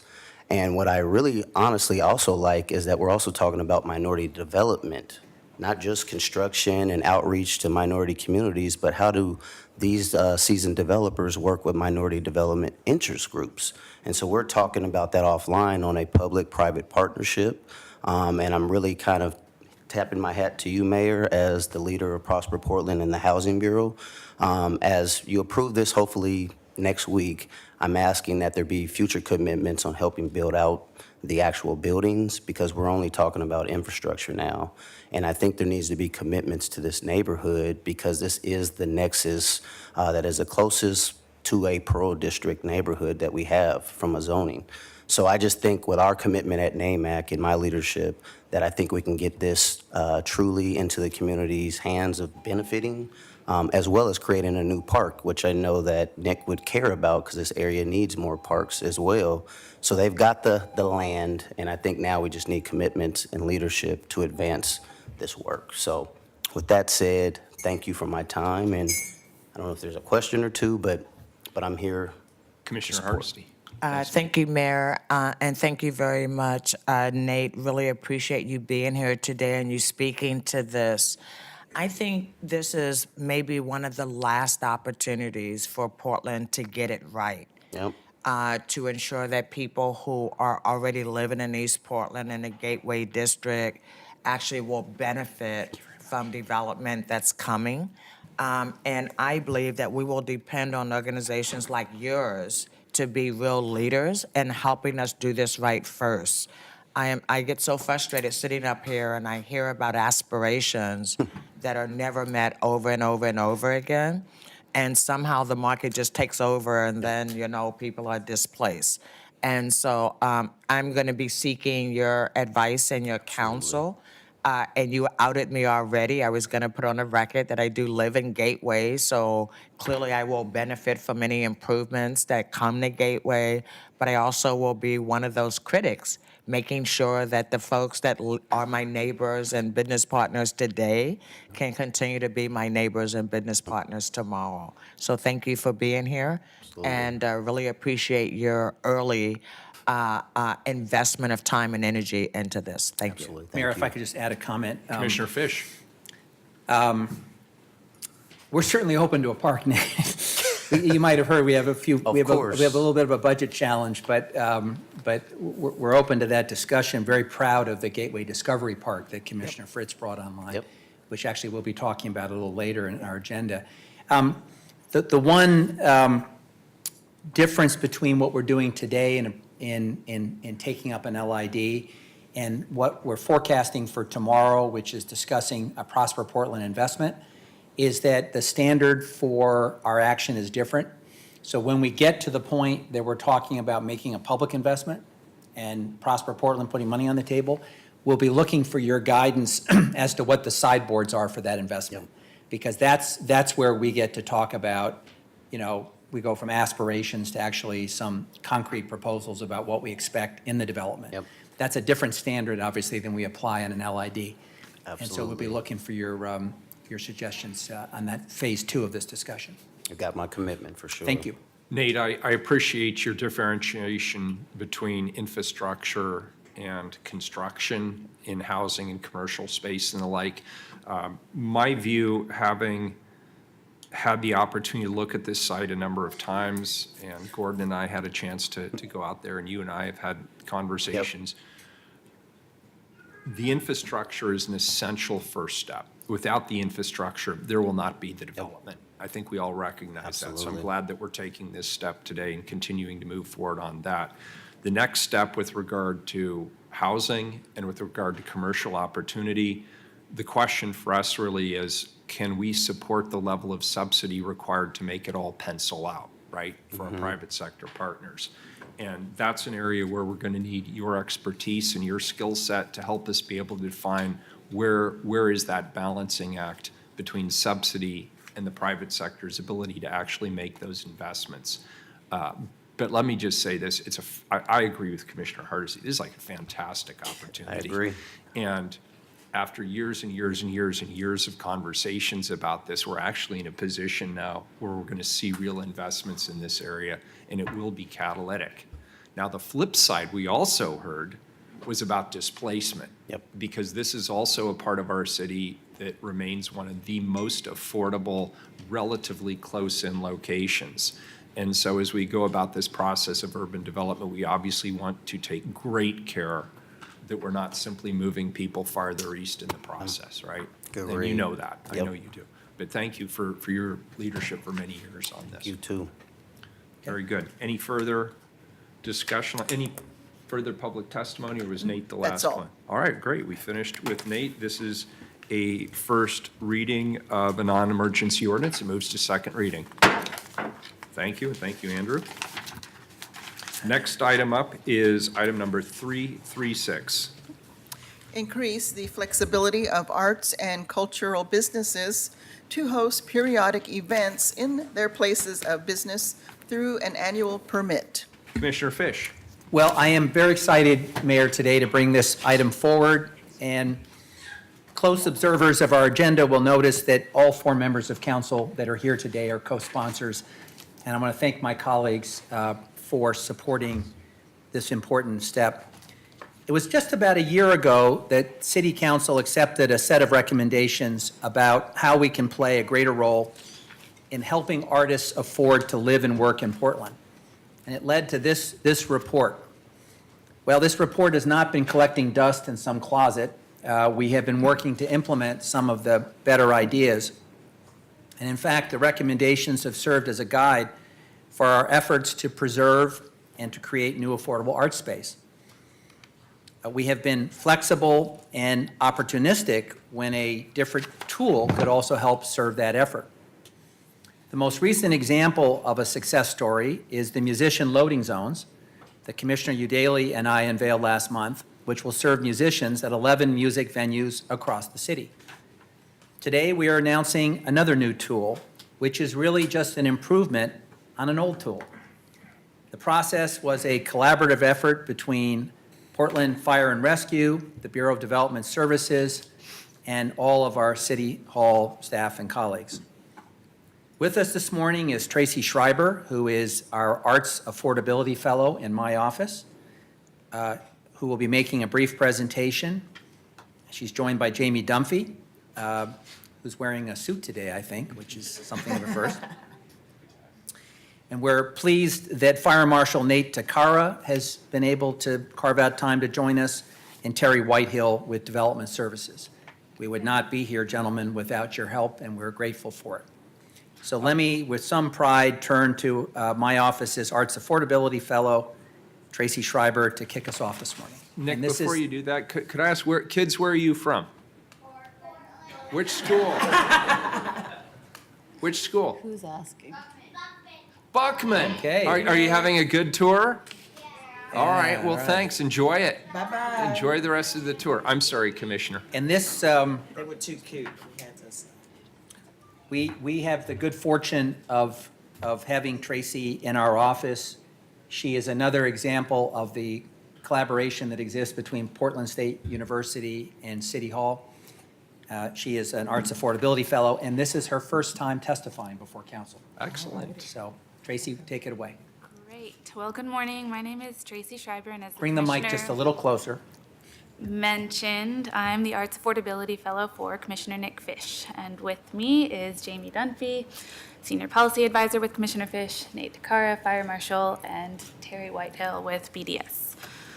We're here today to propose a new kind of permit to codify a more flexible and reasonable code to meet the business flow of our small arts and cultural organizations. We're calling this the Annual Permit for Temporary Arts and Cultural Events, and it was drafted by Portland Fire and Rescue and BDS. We're very proud of our collaboration. Often, small arts organizations are generally permitted as businesses with an occupancy limit of 49. As part of their business model and to advance their craft, many host special events like performances and exhibitions. That means they occasionally have the need to host more than 49 people.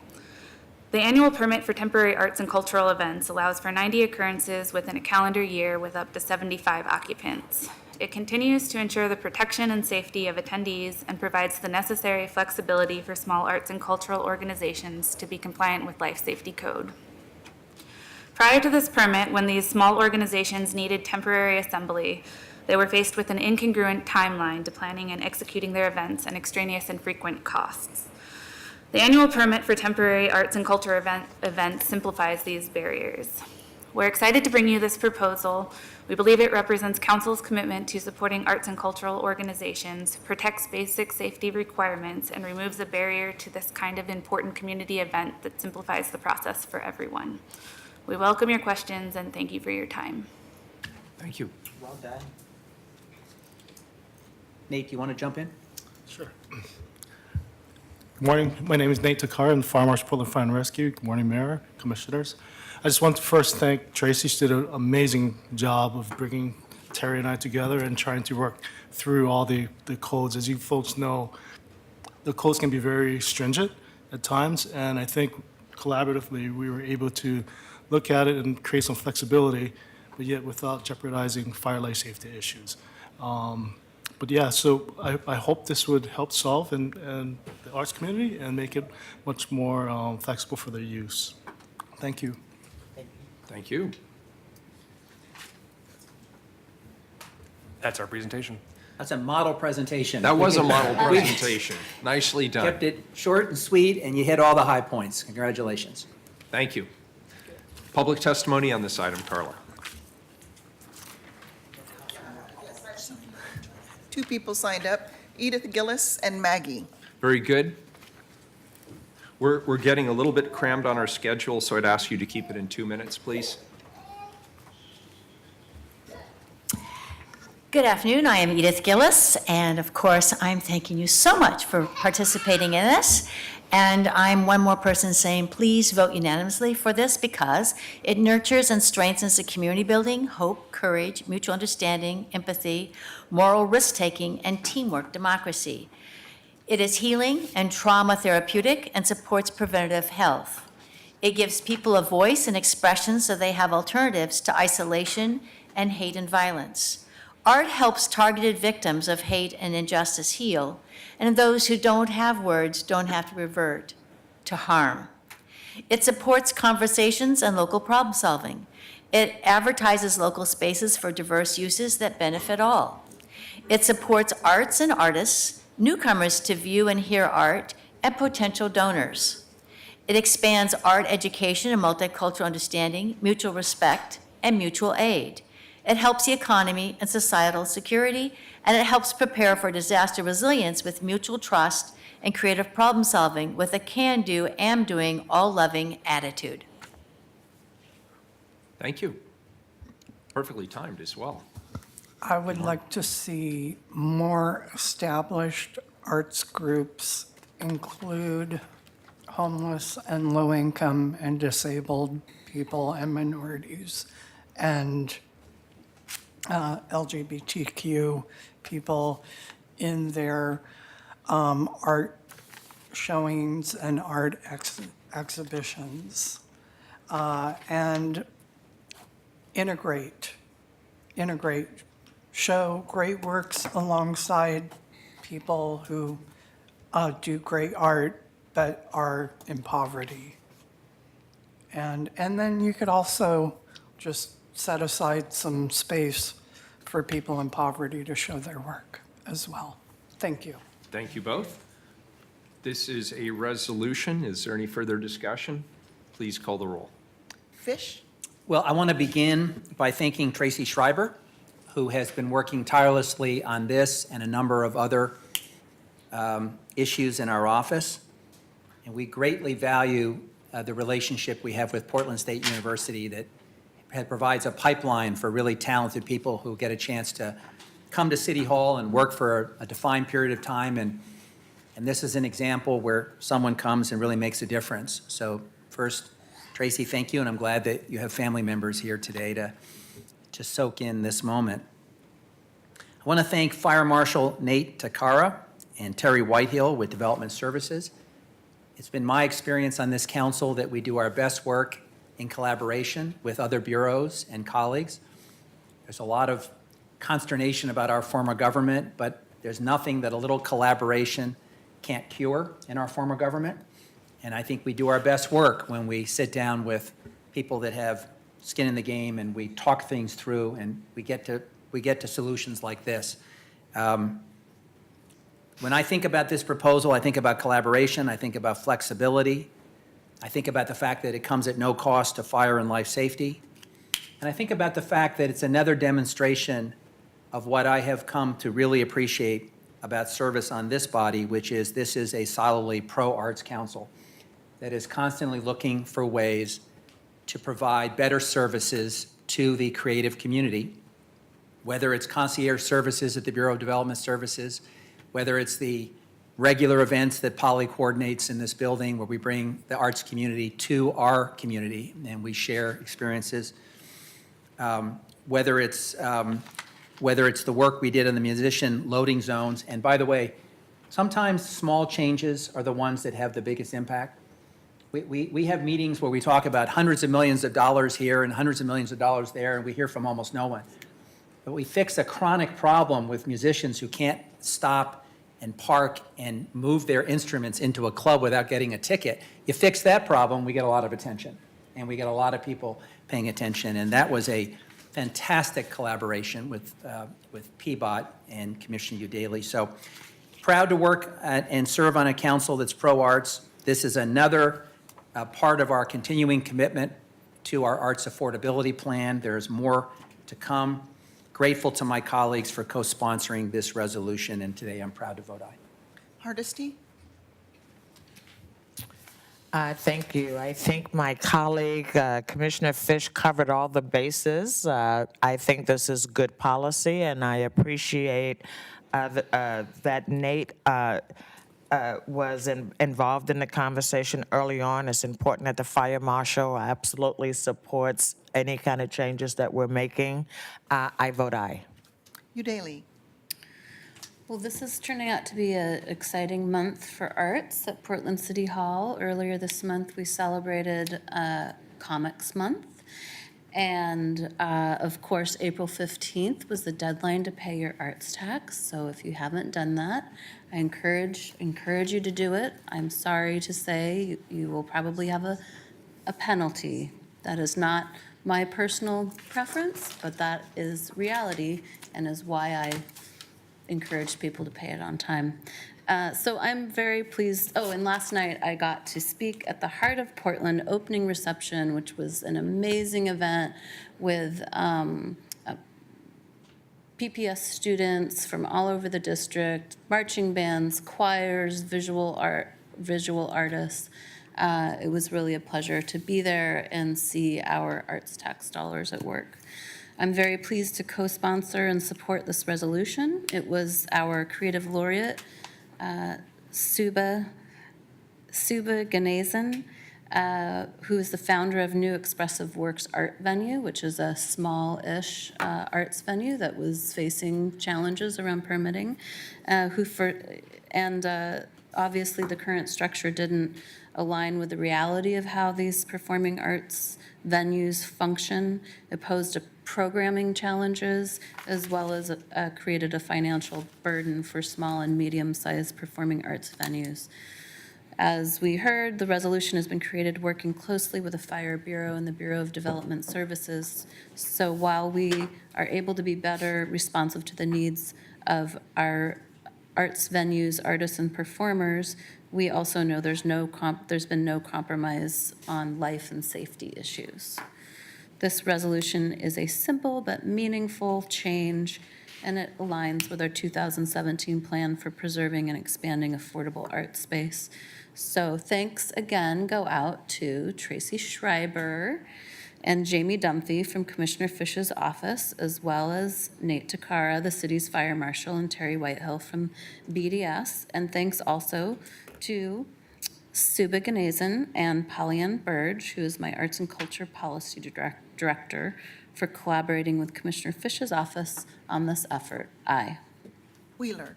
Well, shout out to Commissioner Fish and Commissioner Udaley for shepherding this issue. I think we all agree we need art space and we need it to be affordable in order for the city of Portland to continue to be the thriving community that it is. I'm very happy to support this and have BDS as the Bureau of Development Services engagement in this. This aligns, I think, perfectly with our desire and our efforts to streamline our permitting process and encourage problem solving to ensure that we have both housing and places of employment. I think we all agree that this has to include our vibrant art spaces. I would argue that this is a common sense approach. I'm really pleased that the council represented here today works collaboratively on these issues, and this is a great piece of legislation. I'm happy to support it. I vote aye. The resolution's adopted. Thank you, everyone. Next item is 337. Accept bid of Faison Construction, Inc. for Glenhaven Park Play Area improvements for $1,179,000. Folks, it's Wednesday. It would not be a Wednesday without Larry Paulette, and here he is. Mayor, I have some opening remarks. Commissioner Fish. So, first, some context. This past Saturday, Portland Parks and Rec cut the ribbon on the new children's playground in the North Park blocks. And I encourage all my colleagues to go take a look at what a state-of-the-art refurbished children's playground looks like. It would not have been possible without the passage of the Portland Parks Bond. And so we had a chance to not only thank the voters, but also Commissioner Fritz for shepherding that bond forward. Director Long and I were there, and our friends from Place, who actually did much of the design work, were there to take a bow. And most important, there were a lot of kids who were discovering this new playground, and it was really terrific. Today's procurement report is for a construction contract for the Glen Haven Park in East Portland. This contract was bid through the city's Prime Contractor Development Program. The program creates contracting opportunities for state-certified disadvantaged minority women and emerging small businesses within the city of Portland. As I mentioned earlier, we were able to make these improvements thanks to funding from the park's replacement bond, coupled with systems development charges. Today, we'll have a brief presentation from Larry Palat, the Procurement Services Manager, and we're joined by Robin Laughlin, Parks Bond Manager, and Capital Project Manager Gary Datka. Welcome. Thank you all for being here. Good morning. Thank you, Commissioner Fish, Mayor, Commissioner Hardesty. I am Larry Palat, Procurement Services, and it does seem that I'm here pretty much every Wednesday. You have before you the procurement report recommending a contract award to Phase On Construction for the Glen Haven Park area play improvements for $1,179,000. Phase On Construction is a DBE, or Disadvantaged Business Enterprise, as well as an MBE, Minority-Owned Business Enterprise. Phase On is self-performing $579,435, or 49.15% of the work.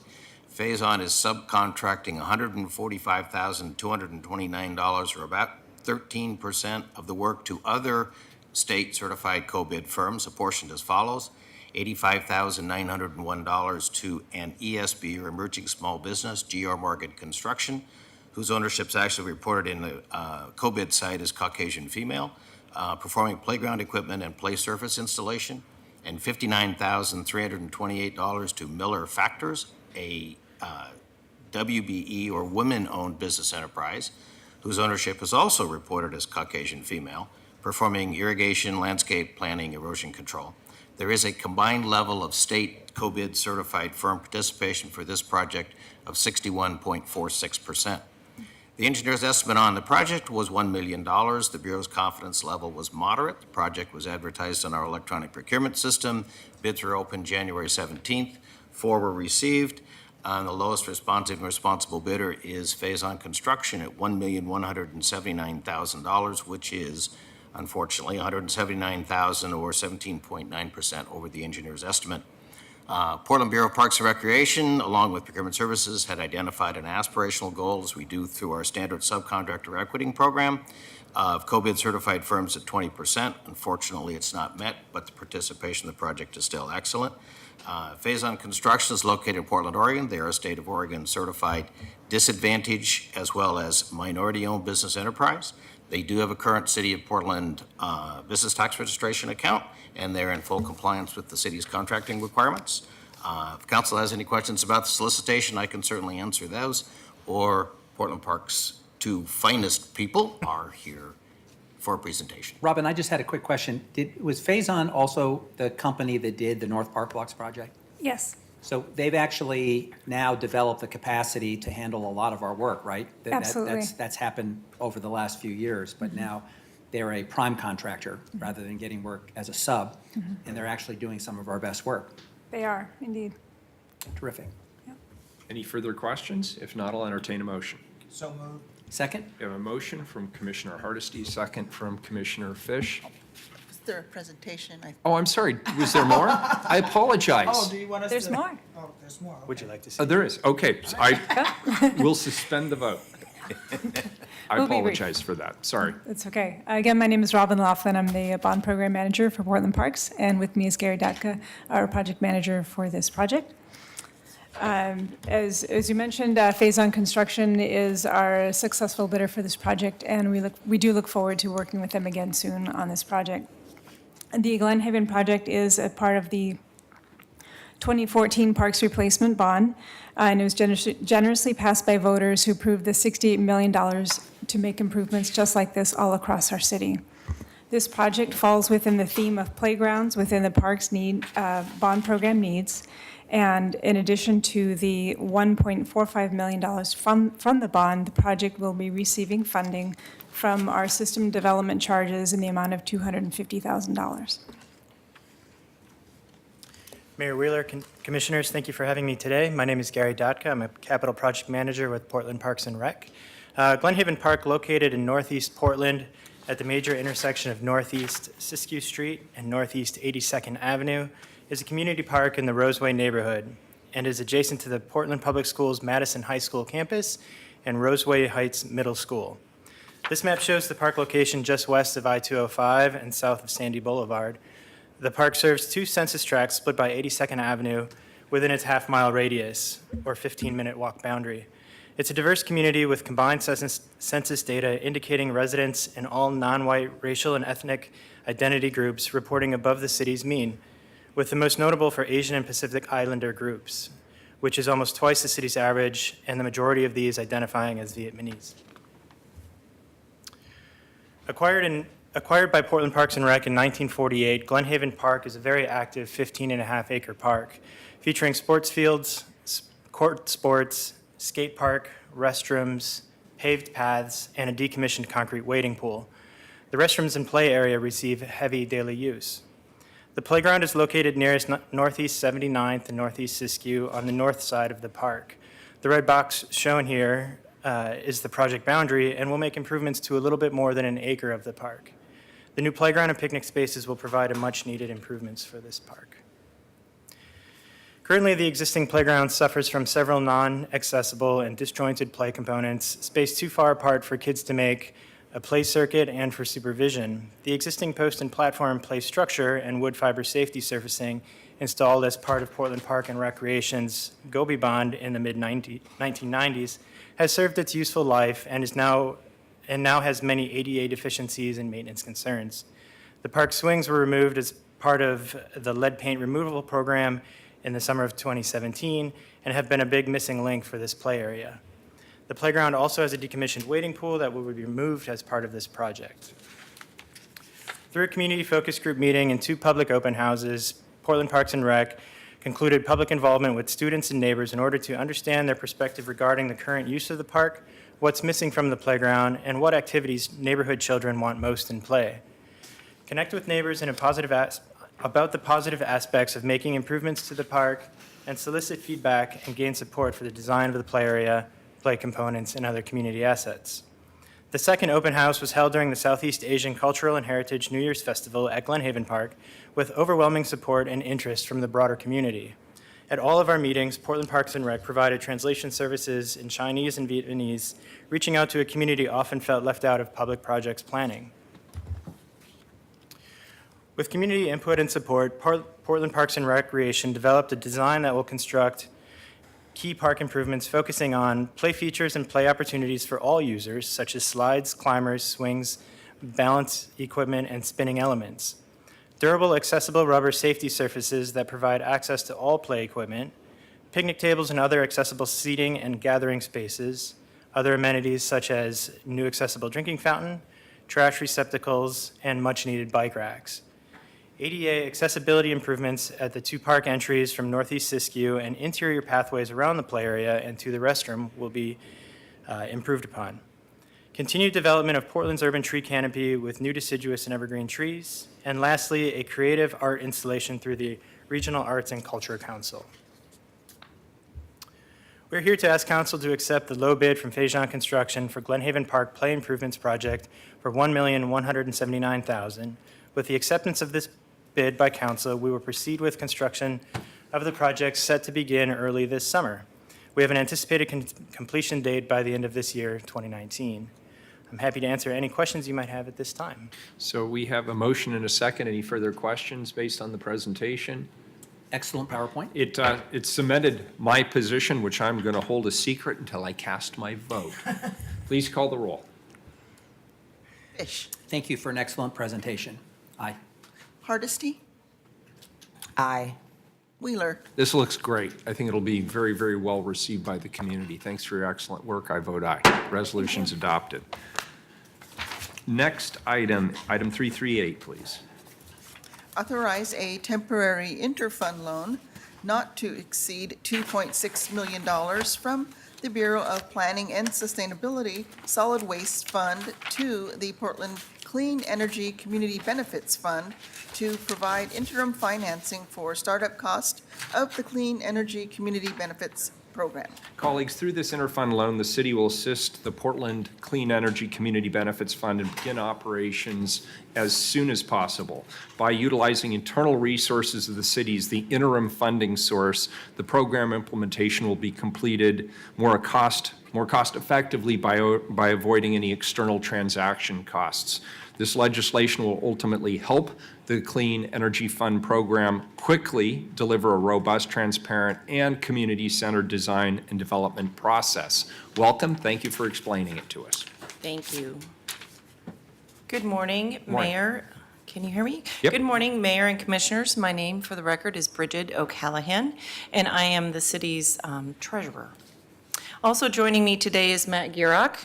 Matt is the city's debt manager and will be available to answer questions related to any debt questions that you may have.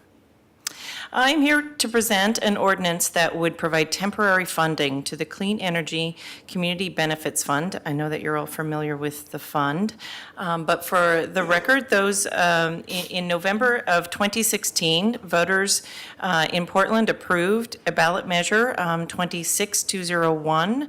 2018. I'm sorry, 2018. Thank you. Ballot measure 26201, the Portland Clean Energy Community Benefits Initiative. The measure imposes a 1% surcharge on retail sales within Portland of certain large retailers. The revenue generated by the surcharge will be used to fund clean energy projects and job training through the Portland Clean Energy Community Benefits Fund, which was established by the City Council in February of 2019. The initial tax receipts related to the 1% large retailer surcharge will be collected by the city's revenue division and distributed to the Clean Energy Fund in May of 2020.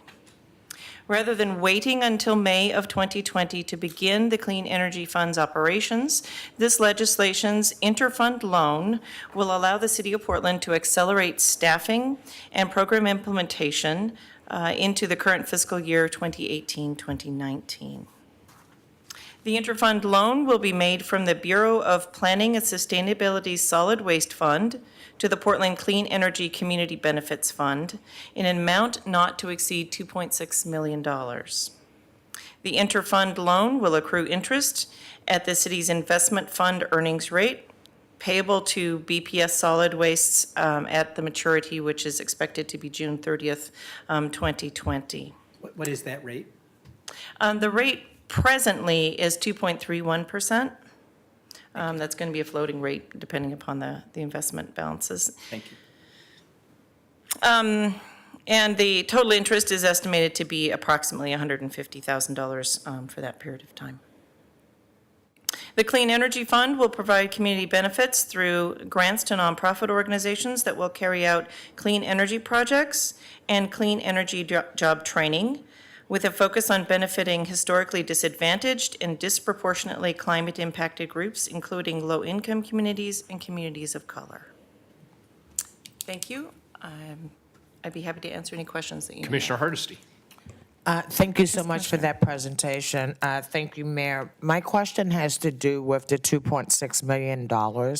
I know that we're hiring 3 staff, and those will be staff that are specifically focused on putting the infrastructure in place, engaging the community, and I forget what the third one was, probably evaluation and auditing of the processes that are put in place. Are there other positions that we anticipate will be hired with this loan? Well, I would defer to Michelle Krim, who is managing the project. Michelle was not able to join us today. She's from the Bureau of Planning and Sustainability. Michelle has shared with me that they're expecting to hire 4 positions with these funds. And what with those, which one did I miss? It was the project manager, so someone to manage the project, an outreach capacity building, which you had mentioned, community oversight committee, getting the committee together, and then communications and evaluation of the program. Excellent, thank you. So it's staffing, it's of the infrastructure improvement. Is there anything else that that $2.6 million would be spent on that we should know about? There is a more detailed budget that we can certainly provide to you. I believe that Michelle Krim distributed to the commissioner's offices late last week. But it's generally just the planning, development, getting the infrastructure prepared for the program to be operational. Thank you. And no, I did not get a detailed budget, which I need and would like to have. Thank you. We'll certainly get that to you. Thank you. Very good. Any further questions? Carla, public testimony on this item? Yes, we have two people signed up, Maggie and Jim Wittenberg. Very good. Come on up, 2 minutes each, please. Name for the record. Oh, no, there she is.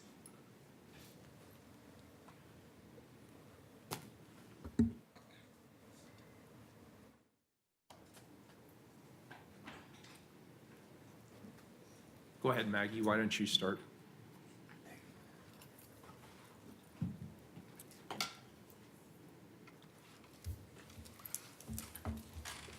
Okay, well, I'm going to be honest. I was back there snacking, not listening very hard.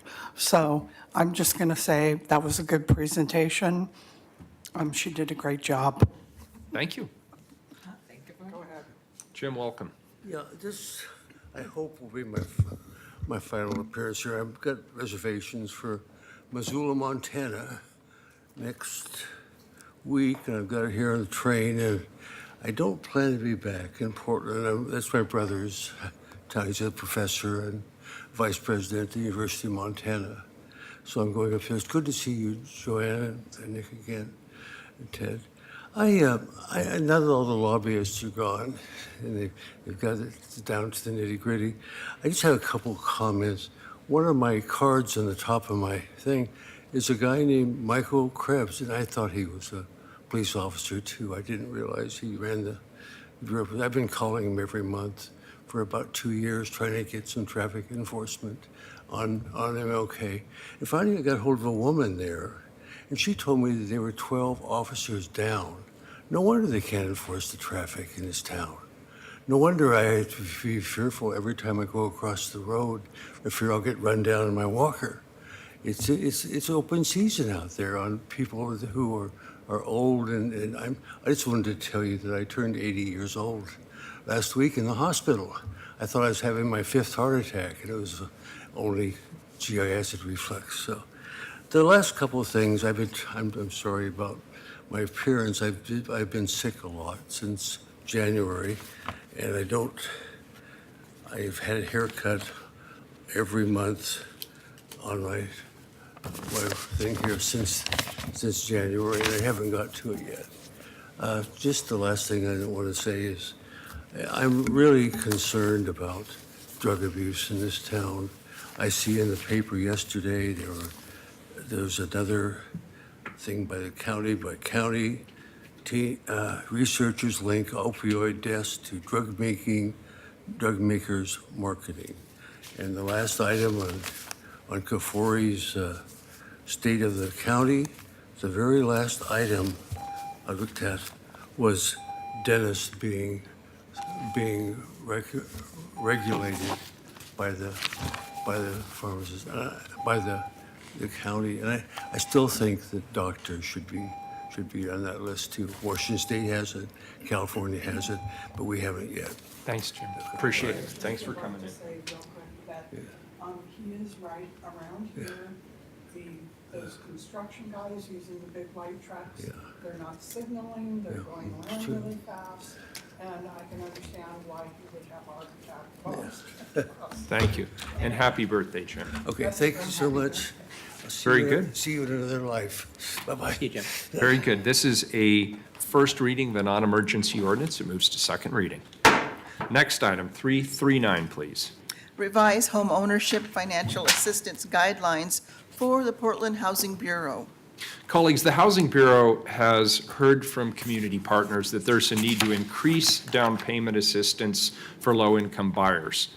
The current Portland Housing Bureau down payment assistance funded with tax increment financing requires a minimum of 20% of the award to be used for home improvements post-purchase.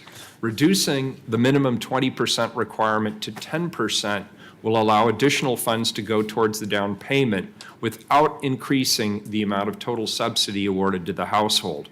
When program guidelines are changed, they must be presented to the City Council for approval. So, good afternoon, Mayor, Commissioners.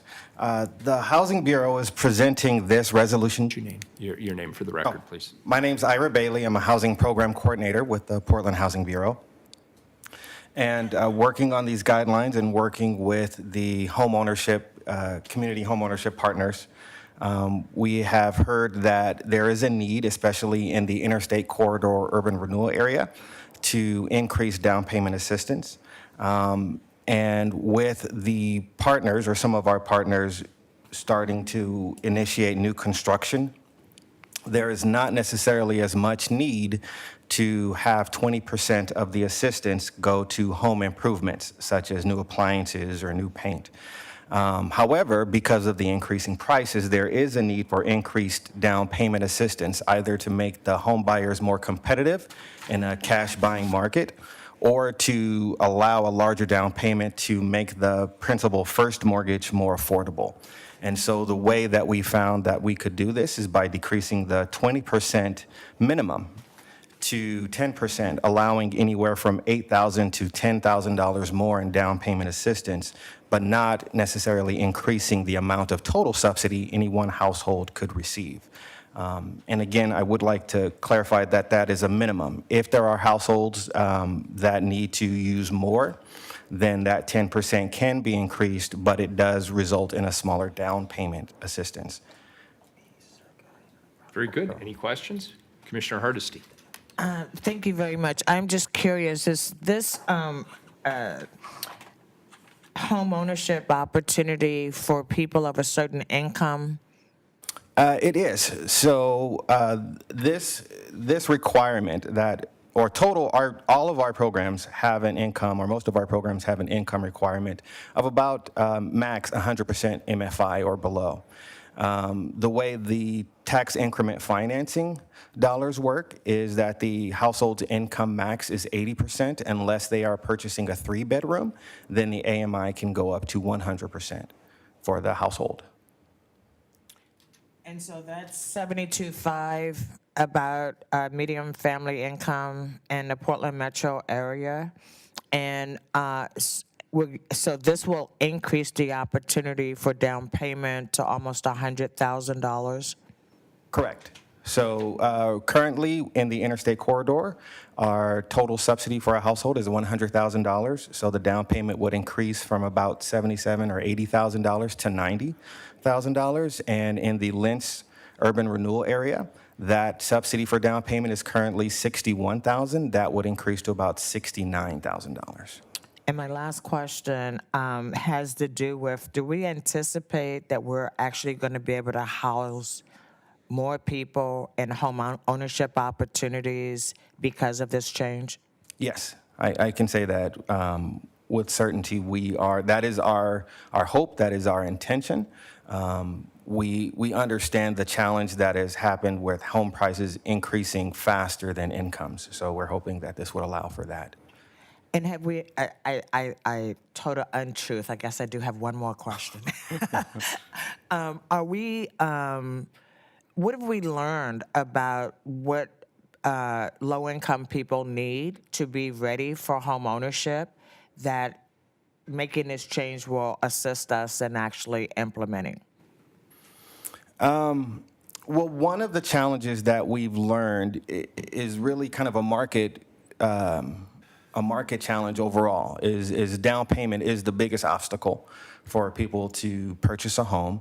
Low-income families specifically are challenged with not just trying to save, even though there are down payment savings programs such as an individual development account, but they're competing with increased rents as well. So this would allow them more cash to potentially go in sooner.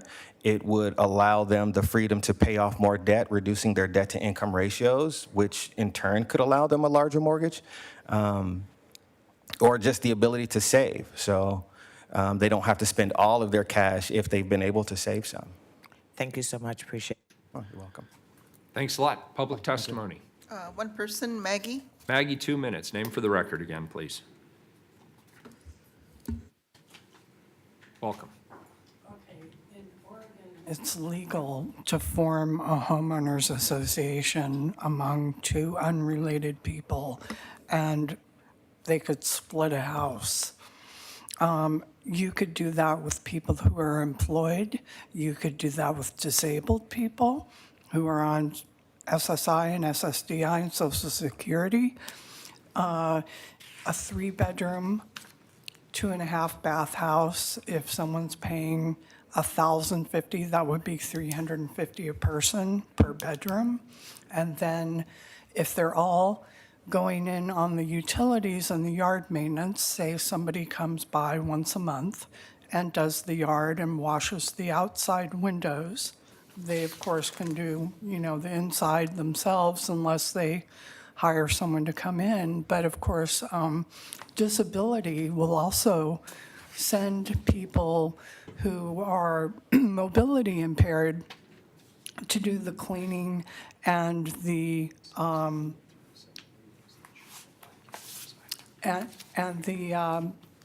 to help them with home care if they're disabled. So I just want to say that there's a resource and an opportunity there that perhaps is not being utilized, that could be utilized to help low-income people get out of shelters. I know, homeless people to get out of shelters. Okay. Very good. All right. Thank you. So this is a resolution. Any further questions? Need a motion? It's a resolution. Yes, so we'll just call the roll. Fish. Aye. Hardesty. Aye. Udaly. Aye. Wheeler. All right, resolution's adopted. Thank you for your presentation. 2 second readings, and then colleagues, I have to go. I'll turn this over to Commissioner Udaly to preside after these. Item 340, a second reading. Authorize a competitive solicitation and contract with the lowest responsible bidder and provide payment for construction of the Hillsdale South Sewer Rehabilitation Project number E10681 for an estimated cost of $2,065,000. Any further discussion? Please call the roll. Fish. Aye. Hardesty. Aye. Udaly. Aye. Wheeler. All right, ordinance is adopted. Item 342, also a second reading. Authorize an intergovernmental agreement with the Oregon Department of Fish and Wildlife to conduct stream habitat surveys in Portland waterways not to exceed $498,686. Any further discussion? Please call the roll. Fish. Aye.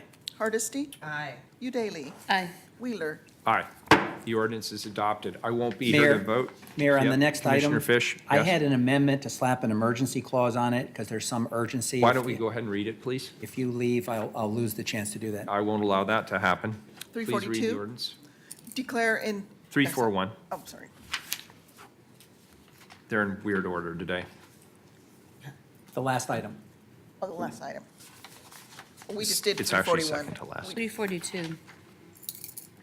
Mine shows, so the order that was a little weird under the Bureau of Environmental Services, Yeah. it went 340, then it went 342, and now it goes back to 341. So the one we're actually reading on the agenda is labeled as 341. Declare tenants in common real property. Right, that's the one you want, and that is, the correct number is 342. Okay. Oh, okay, so that's. The been numbering was revised. wrong on some of the Please, the agendas. clerk. Sorry about that. Thank you.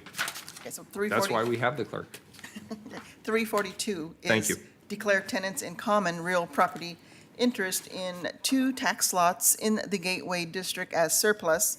Authorize the Director of Portland Parks and Recreation to convey its real property interest to Prosper Portland and accept real property interest in a tax lot at Gateway Discovery Park. Commissioner Fish. In 2009, Mayor, Prosper Portland and Portland Parks and Recreation purchased about 4 acres in the Gateway District to be used for a park and a mixed-use development and plan to divide the property at a later date. The property has been jointly owned, but now the parties would like to exchange their respective interests so that Prosper Portland will solely own the property to be developed and Parks will solely own the park Gateway Discovery Park. Here for a very brief presentation is Zelaine Nunn Peterson, and then I have an amendment to slap an emergency clause. Commissioner Fish, could I ask for consideration? I absolutely have to go. Could you put the amendment out first? Can we, if we adopt the emergency clause, can we adopt the underlying ordinance with 3 votes? No. You need 4 to vote on the emergency ordinance. I think that we all know enough about this issue. If we, if you. There's been briefings on this issue, Mayor, if we can. I strongly support it, and As do I don't I. want to be rude and truncate your presentation. And so. So let's just see if there's any testimony. I will move the amendment. Second? So there's an amendment that's been moved in second. We have to hear the amendment. The amendment is, the council declares an emergency exists because Prosper Portland needs to proceed with their mixed-use and affordable housing project. Therefore, this ordinance shall be in full force and effect from and after its date of passage. We have a motion and a second. Call the roll. Sorry. Fish. Aye. Hardesty. Aye. Udaly. Aye. Wheeler. Aye. Amendments on the table to the main motion. Any public testimony, Carla? Maggie had signed up. She's not here. He's gone. Any So we'll further proceed to a vote. discussion? Please call the roll on the main motion as amended. Fish. Well, I know that Elaine had a terrific presentation. And she was so good in terms of making sure each council office had what they needed to be able to make this judgment. So appreciate your good work, and pleased to vote aye. Hardesty. I just want to put on the record that I live in Gateway and I also serve on the Board of Human Solutions. So just for the effort of public transparency, I vote aye. Udaly. Aye. Wheeler. Aye. The ordinance is adopted. Thank you, and I'll let Commissioner Daly preside over what I believe is the last item. Great. Thank you. Can I get the bottom part of the gavel Oh, yeah. so I don't have to hit the... While we're doing the move, if I could ask legal counsel, is it okay for people to talk when there's only 2 of us here? I have had to leave and found out that everything stopped. When there is not a quorum present, it isn't a city council meeting anymore. So we have had occasion where people have talked, but it isn't part of the record. It is not part of the. So if I could ask the presiding, the president, if we could have a 2-minute break? Sure. Thank you. This is-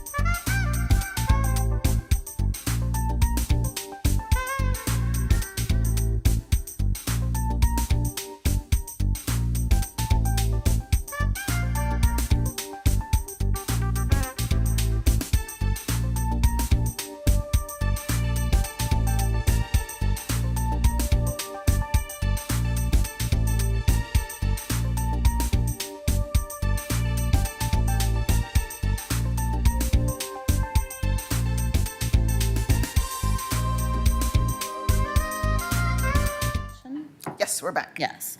Carla, please read the next item. Okay, item 343, accept advisory bodies program first annual report on resolution number 37328. Thank you. Colleagues, I'm pleased to introduce the first annual report from the Advisory Bodies Program in the Office of Community and Civic Life. The work to bring the city's many advisory bodies into compliance with state law and to begin institutionalizing best practices has been a collaborative endeavor across bureaus and council offices. So thank you for your contributions. And I want to thank everyone else who has helped us get to today's presentation, which I understand we are going to keep to 15 minutes or less in light of the late hour. Yes, thank you. And with that, I'll turn it over to Ashley Jaden from Office of Community and Civic Life, Tony Garcia Deschamps, City Attorney's Office, Monique Harrison from Bureau of Human Resources, and Danielle Brooks, Office of Equity and Human Rights. Welcome. Thank you for the introduction. We had a fantastic 45-minute scheduled presentation. We're cutting it down significantly. If you'd like to hear my full 13-minute speech, it is fabulous, but I'm going to pick a few bullet points. So I'm pleased to present our first annual report. Advisory bodies provide guidance on a wide array of city functions, emergency response, utilities, availability of safe, affordable housing, just to name a few. Volunteers have a special role within city government. On advisory bodies, they engage on a dedicated level, and they advise on our services. Staff support them unpacking complex documents to gain an insider's understanding of city operations. Before council created this resolution, boards were fragmented as this speech is about to be. Volunteer experiences were different in every bureau, there were no standard trainings, and our advisors were unaware of responsibilities they were signing up for. The city needed a citywide program to take on management. Not all communities are applying for our advisory bodies. For both community and staff, we heard the need for more people from underrepresented groups and greater distribution of age. The new standard application opens eligibility to those who live, work, play, worship, or do business in the city of Portland. This is now more inclusive to community members who have been priced out of their homes but commute to Portland every week to worship, or whose children 3 times a week participate in our community centers or after-school programs. We encourage but do not require groups list fewer qualities for membership. Studies show that historically marginalized groups, and especially women, are less likely to apply if they don't meet all the listed attributes. We work with staff liaisons to update advisory bodies, old language set in code that may unintentionally exclude our communities. Examples of this are when a code requires an advisory body member live in the city of Portland or require an address, which could bar our community members experiencing periods of houselessness, or those who want to participate in the planning of a community project, but will not share their address and personal information on public record due to fear of anti-immigration sentiments. Quick snapshot of what we've done. We have conducted 5 mandatory open houses, 5 mandatory deep dive trainings, and we advertise those trainings through Bureau of Human Resources City Learner. And I continue to track down as many advisory bodies as I find out about. We've done hundreds of hours with over 17 bureaus and offices, and we've brought this council edict to life through something fantastic. Let's reflect for a moment. Before this program, what did it take to apply to an advisory body? A person would need to know that a recruitment is happening. That person would need to know where to apply. Let's assume they had all the organizational knowledge to know that specific program or website for further information.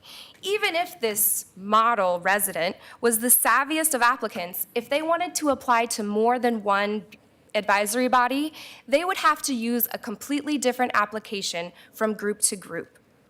What did this lead to? What do these assumptions lead us to? An applicant that either knew a member of the advisory body already or had industry knowledge to know what the committee was doing. Our reach is already mounting. Since April of 2018, more than 20,000 potential advisory body members visited Civic Life's recruitment website. Since December of 2018, advisory body program staff has processed 20 advisory body recruitments and more than 400 applications. At peak periods, we hosted 9 active recruitments simultaneously. This year has been focused on getting a framework for program operation in place, and we're very excited for data to be coming in so we can find trends and identify areas of opportunity. There's a short list of opportunities in the report that deserve their own focus and evaluation. I'm now going to turn it over to our Bureau partners who have so graciously come to speak with me today. Tony Garcia Deschamps will speak to you about the legal aspects. Monique Harrison will speak about our partnership with Bureau of Human Resources, and Danielle Brooks will speak about the demographics portion. Let me just say I really, really, really want to have your full presentation. I bet it was pretty fabulous indeed. Thank you. Thank you. So I'll get started. My name again is Tony Garcia Deschamps, and I'm with the Office of the City Attorney. I'm just going to talk about 3 things that I want to highlight for you. One is that my office put out a public officials training. That's a training that talked about public meetings, public records, and ethics. This is a uniform training that we now have on video that we can reach out and send to all 100+ boards so that we have consistency within the boards. I also want to specifically thank Rebecca Esau, Alex Cousins, Lisa Chin, and Stephanie Yao Long. They were 4 individuals who helped the City Attorney's Office put this together because they have a communications department and a lot more equipment than my office has. So if you take a look at the video, you'll see that there are multiple angles, that there's captions, and we're working on getting it translated into Spanish. And it's a pretty high quality product. Next, I want to just preview 2 items for you that I'm going to be working on with Civic Life. One is the template document that we have, and those are the template bylaws that we use. And sometimes boards need a change to one of the provisions in there, and sometimes we have boards that are in existence because of city code, and because of that, they may not have adopted the new bylaws template. And I just point that out because people can sometimes become confused when there's not consistency between boards and the rules that they're operating by.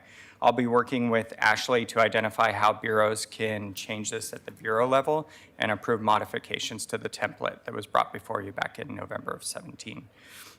And then the last item I want to talk about is our classification system, and just preview for you that our Type 1, Type 2, and Type 3 model that we previously put forward isn't a great way of categorizing it now that we've learned more about what the boards do, and we'll look at revamping that and bringing another proposal as to how to organize and track these committees for you. And I'll turn it over to Monique. Thank you. My name is Monique Harrison. I'm Workforce Recruitment and Training Supervisor at the Bureau of Human Resources. First of all, I want to thank you for the opportunity to be here today. I'm sitting in for my boss, Ashley Grundy, who has had an awesome opportunity to present at a nationwide conference this week. So a recent opportunity for collaboration came up when the team from the Office of Civic Life identified a need to provide a consistent and equitable volunteer-focused training experience that included a variety of options to match varying learning styles and schedules of our volunteers. One of the required trainings critical to aligning volunteers' expectations and creating a respectful work environment is our workforce harassment, discrimination, and retaliation prevention training. This is our HR Administrative Rule 2.02. One convenient option for our volunteers is a facilitator-led training that's offered both in the morning and in the afternoon and on both the east and the west sides of the river. This option is ideal as it provides the opportunity for engagement amongst the volunteers, the group discussions, and Q&A. Another available option is our recently developed HR 2.02 e-learning for all citywide volunteers who are either unable to attend a facilitator-led session or who would just like to do the training in the convenience of their own home environment. Judy Baker-Johnson, one of our talented members of our training team, did some outstanding work creating this refreshed version, and we're very proud of it. To bridge the gap and ensure volunteers are aware of the expectations prior to attending the training, a 2-page overview of the rule is also provided. So with that, I'd like to introduce Danielle. Good afternoon, Commissioners. Thank you for your time today. I'm Danielle Brooks. I'm the City's Civil Rights Title VI and Equity Manager with the Office of Equity and Human Rights. I appreciate the invitation and opportunity to provide an update on the collaborative work that's been done to enhance the standardized demographic data collected for advisory boards and commissions. We're really fortunate that given our work, we get to collaborate and partner with the Office of Community and Civic Life quite a bit. And I think the work around demographics is an example of institutional efficiencies and mutual benefit of sustained cross-bureau collaboration. Staff at the Office of Community and Civic Life were aware that OEHR was working on developing robust standards for demographic data collection for race and ethnicity, language, disability, and tribal affiliation. Rather than reinventing the wheel or having to make significant changes later, Civic Life worked with us to integrate that work early and helps facilitate the process for standardization of data across the city. We know that collecting disaggregated data helps us identify disparities, measures performance and progress, and develop targeted strategies to course correct and hold ourselves accountable to equity work. It's also significant in Title VI or demonstrating Title VI, Civil Rights Title VI compliance activity. It's information that's often requested from external compliance reviews by our federal partners. So it's a key piece of information, and the more robust data, the better information we can get, and the more compliant we are. The work around the demographic data was twofold, both identifying the needed demographics and appropriately crafting the standards, as well as doing the back-end process of developing methodology for collection, security, privacy, and reporting efforts. We need robust information, but have to balance because we're dealing with sensitive, confidential data of small identifiable populations. So there was some balance to that. The most important takeaway is that these standards are based on best practice, community research and advocacy, and existing legislation or other jurisdictional standards, both nationally and locally. This applies both to the categories that reflect the Office of Equity and Human Rights project, as well as the other demographic categories included. In particular, I'd like to specifically call out that gender identity and sexual orientation language came from our Multnomah County partners. That language has already been established through a robust community engagement process and research into best practices. Scotty Scott in particular, as well as some internal partners at the city, really helped craft and identify the best language for that. With regards to the race, ethnicity, language, disability, and tribal affiliation data, there will be more to come on that. We're hoping to bring something before you around spring for review, or late summer for review. But I did want to particularly call out that this data is much more robust and enhanced than what we've seen in the past. Particularly, again, in the race and ethnicity section, where we are combining race and ethnicity, adding in Middle Eastern and North African categories, separating Asian and Pacific Islander and Native Hawaiian, and allowing for multiple selection for multiracial identities. Language allows us to really drive language access strategies and better prepare, and disability data in particular has been historically really limited. So we really wanted to make sure that the data that we're asking for reflects both identity as well as needs and diversity within that community. Tribal affiliation, I really would like to call it the work of Laura John in the Office of Government Relations, because she really helped identify both the need for this data and helped craft the language. So I think that, again, we'll have more to come, but this is a really good step in institutionalizing, standardizing this data, which will really help our equity efforts overall. Thank you. Colleagues, any questions for the panel? I have one question. The report notes an inconsistency between the resolution and some city code. Is it your intention at some point to come forward with proposed changes to city code so that our resolution and the expectations that the council has set forth is consistently embedded in city code? It came forward in resolution, yes. We want to spend a little more time doing a deeper evaluation of how we can roll out consistency between what's already written and what this was brought forward in. Good. Okay, well, we welcome that. And sir? If I can just chime in here, Commissioner Fish, is that sometimes that's because some of our boards might be impacted by state laws and state rules, and so we can't just simply adopt new code that that would conflict with the state codes. And so that's why I believe this was adopted as a resolution previously. Okay, but in terms of any future changes in our code, you would be the body that would be making recommendations and coming to us. I mean, I'm thinking that, we did a political consultant ordinance a while ago, and I'm going to be bringing forth some changes because we've now learned from experience what things are working and what aren't. Is that part of your task to bring updates to the code if necessary? We'd love the opportunity to bring something forward to council. Okay, thank you. Thank you for the presentation, and you can take your seats. Now I'm going to invite Tim Crail, Commissioner Fritz's Chief of Staff. Commissioner Fritz couldn't be here today, and she had a statement she wanted read into the record, and he is here to read it.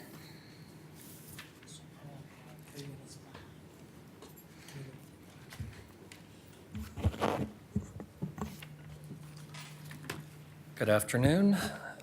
This is a statement from Commissioner Fritz that she would be presenting if she was here, but she is out of state representing council at the Government Alliance on Race and Equity Conference in New Mexico. She writes, I appreciate my comments being read into the record in my absence. Much good work has been done, and I especially join the authors in recognizing the significant contributions of Judy Prosper, former city civil rights attorney. The report calls for more standardization of processes and for advisory body staff and civic life to have greater oversight authority. It suggests creating a process for advisory body creation and mandating a standard process and timeline and for compliance. I disagree with this recommendation. My staff and I were deeply involved with developing the standardized application form. I take ownership of the fact that it is not working out the way we all hoped. Based on the experience of creating the Open and Accountable Elections Commission and of recruiting for the Portland Utility Board, I believe the standardized form can be a barrier to providing opportunities for a broader range of Portlanders to serve on city advisory bodies. The standard application form's questions result in wildly different information being submitted by applicants for the Open and Accountable Elections Commission, as the questions were difficult to connect with the purpose of the commission. The questions did not elicit the information needed to make the decisions, and because the responses were so different, it was difficult to compare skill sets between applicants and to assemble a broad range of experience. City staff had to expend considerable time and effort finding out more about every applicant in order to seat a commission with the desired range of interests, lived experience, and demographics. Similarly, for the Portland Utility Board, the council's goal is to appoint a board that reflects a broad range of interests. The open seats should be filled by people whose experience complements ongoing board members rather than duplicating perspectives already represented. The standard form does not contain the questions needed to find out which applications will fill the needs in a specific recruitment. I believe more flexibility rather than more standardization is needed to allow questions that match the purpose and subject matter of the advisory body. Based on my experiences since Resolution 37328 was passed, it seems to me that almost every recruitment will need an additional supplemental application form with questions tailored to the subject matter of the board or commission and its specific needs when openings arise. This was specifically discussed when setting up the standardized form. Attempting to standardize the supplemental questions and/or the process seems unlikely to provide decision makers with the information needed to fill vacancies. It will not be possible or desirable to standardize supplemental application forms. I also don't support a standard process for advisory board creation. Each situation is different. The rapid process for setting up the Open and Accountable Elections Commission is very different from the lengthy one we are engaged in to set a new course for the Commission on Disability. Let's agree on principles and values and require that all processes honor them rather than attempting to set up another prescriptive, standardized process that may or may not serve all needs of all Portlanders. Thanks.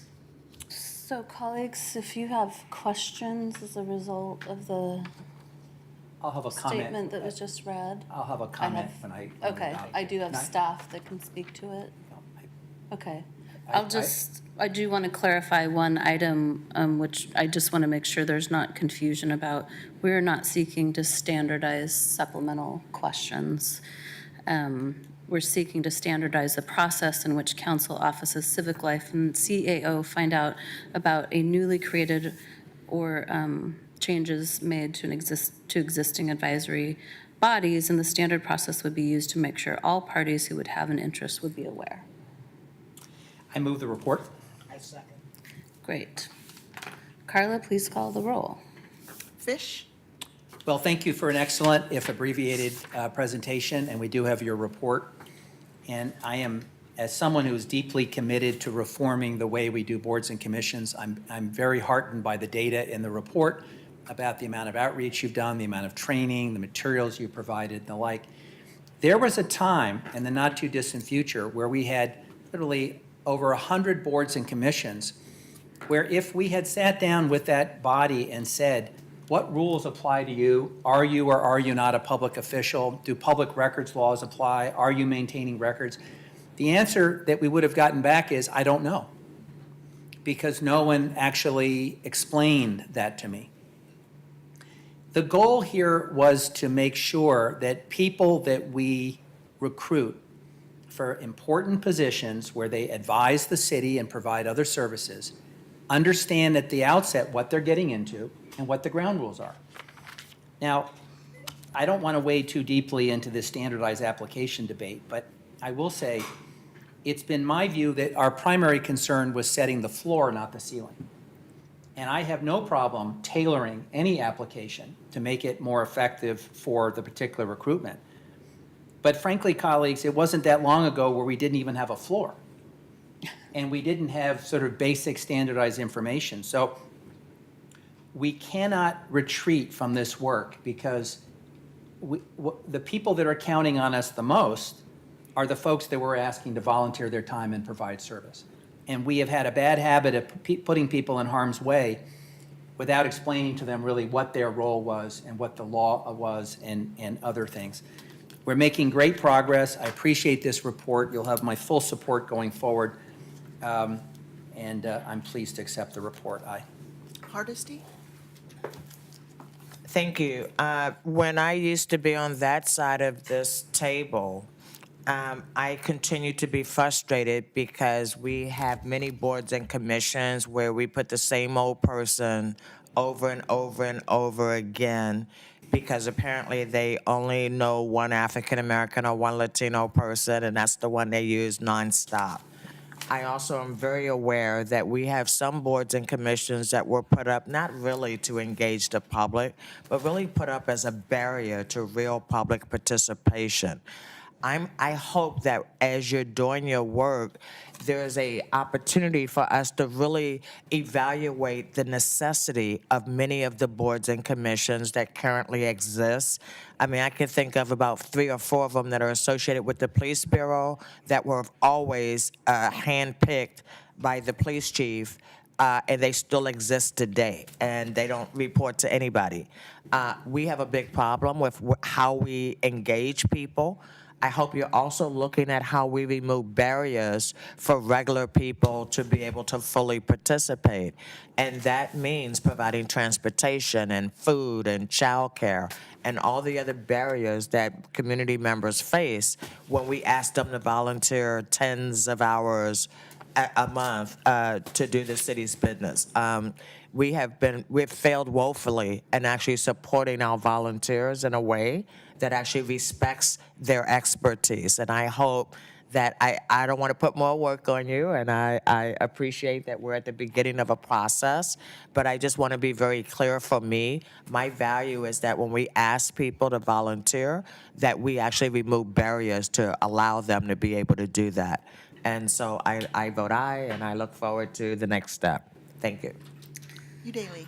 Well, thank you, Commissioner Hardesty and Commissioner Fritz. I certainly agree with all of your comments. As someone who was often called on as a stakeholder in the disability community, that word really came to be a dirty word for me. To me, it meant we're going to have the appearance of doing our due diligence and outreach and engagement, and then we're either going to ignore or so skew your input that the results will not be anything like you were hoping for. So I want to assure you that I share those concerns and priorities.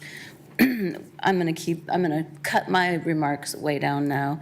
We are so lucky to have so many engaged and dedicated Portland residents who are willing to volunteer their time and work in partnership with the city to improve our community. And it is our responsibility to ensure that there is equal access to those bodies for everyone, that there are clear rules and instructions for participation, that the that the groups are representative of our actual community and that they allow Portlanders to work productively with each other and their city government. Civic Life spent the first year creating an inventory of advisory bodies and providing the trainings and resources to bring them into compliance with state law. This was no simple matter, and the next step will be equally important and will require input from my colleagues, which I absolutely welcome. Council will need to articulate a shared vision about the role of advisory bodies in the city. If we agree, well, I'm going to skip that part. This is a conversation for us to continue beyond today's presentation, and hopefully we will come to an agreement. I'm very encouraged by the improvements we've seen so far. I want to give special thanks to Commissioner Fish and Commissioner Fritz, the City Attorney's Office, Human Resources, and OEHR. Finally, special thanks to my team at Civic Life for their wonderful work. Thank you, Ashley Jaden, Michelle Rodriguez, Georgia West, and Director Ree, and I'm sorry if I have failed to thank anyone else by name, but I vote aye. The item is passed, and we are adjourned.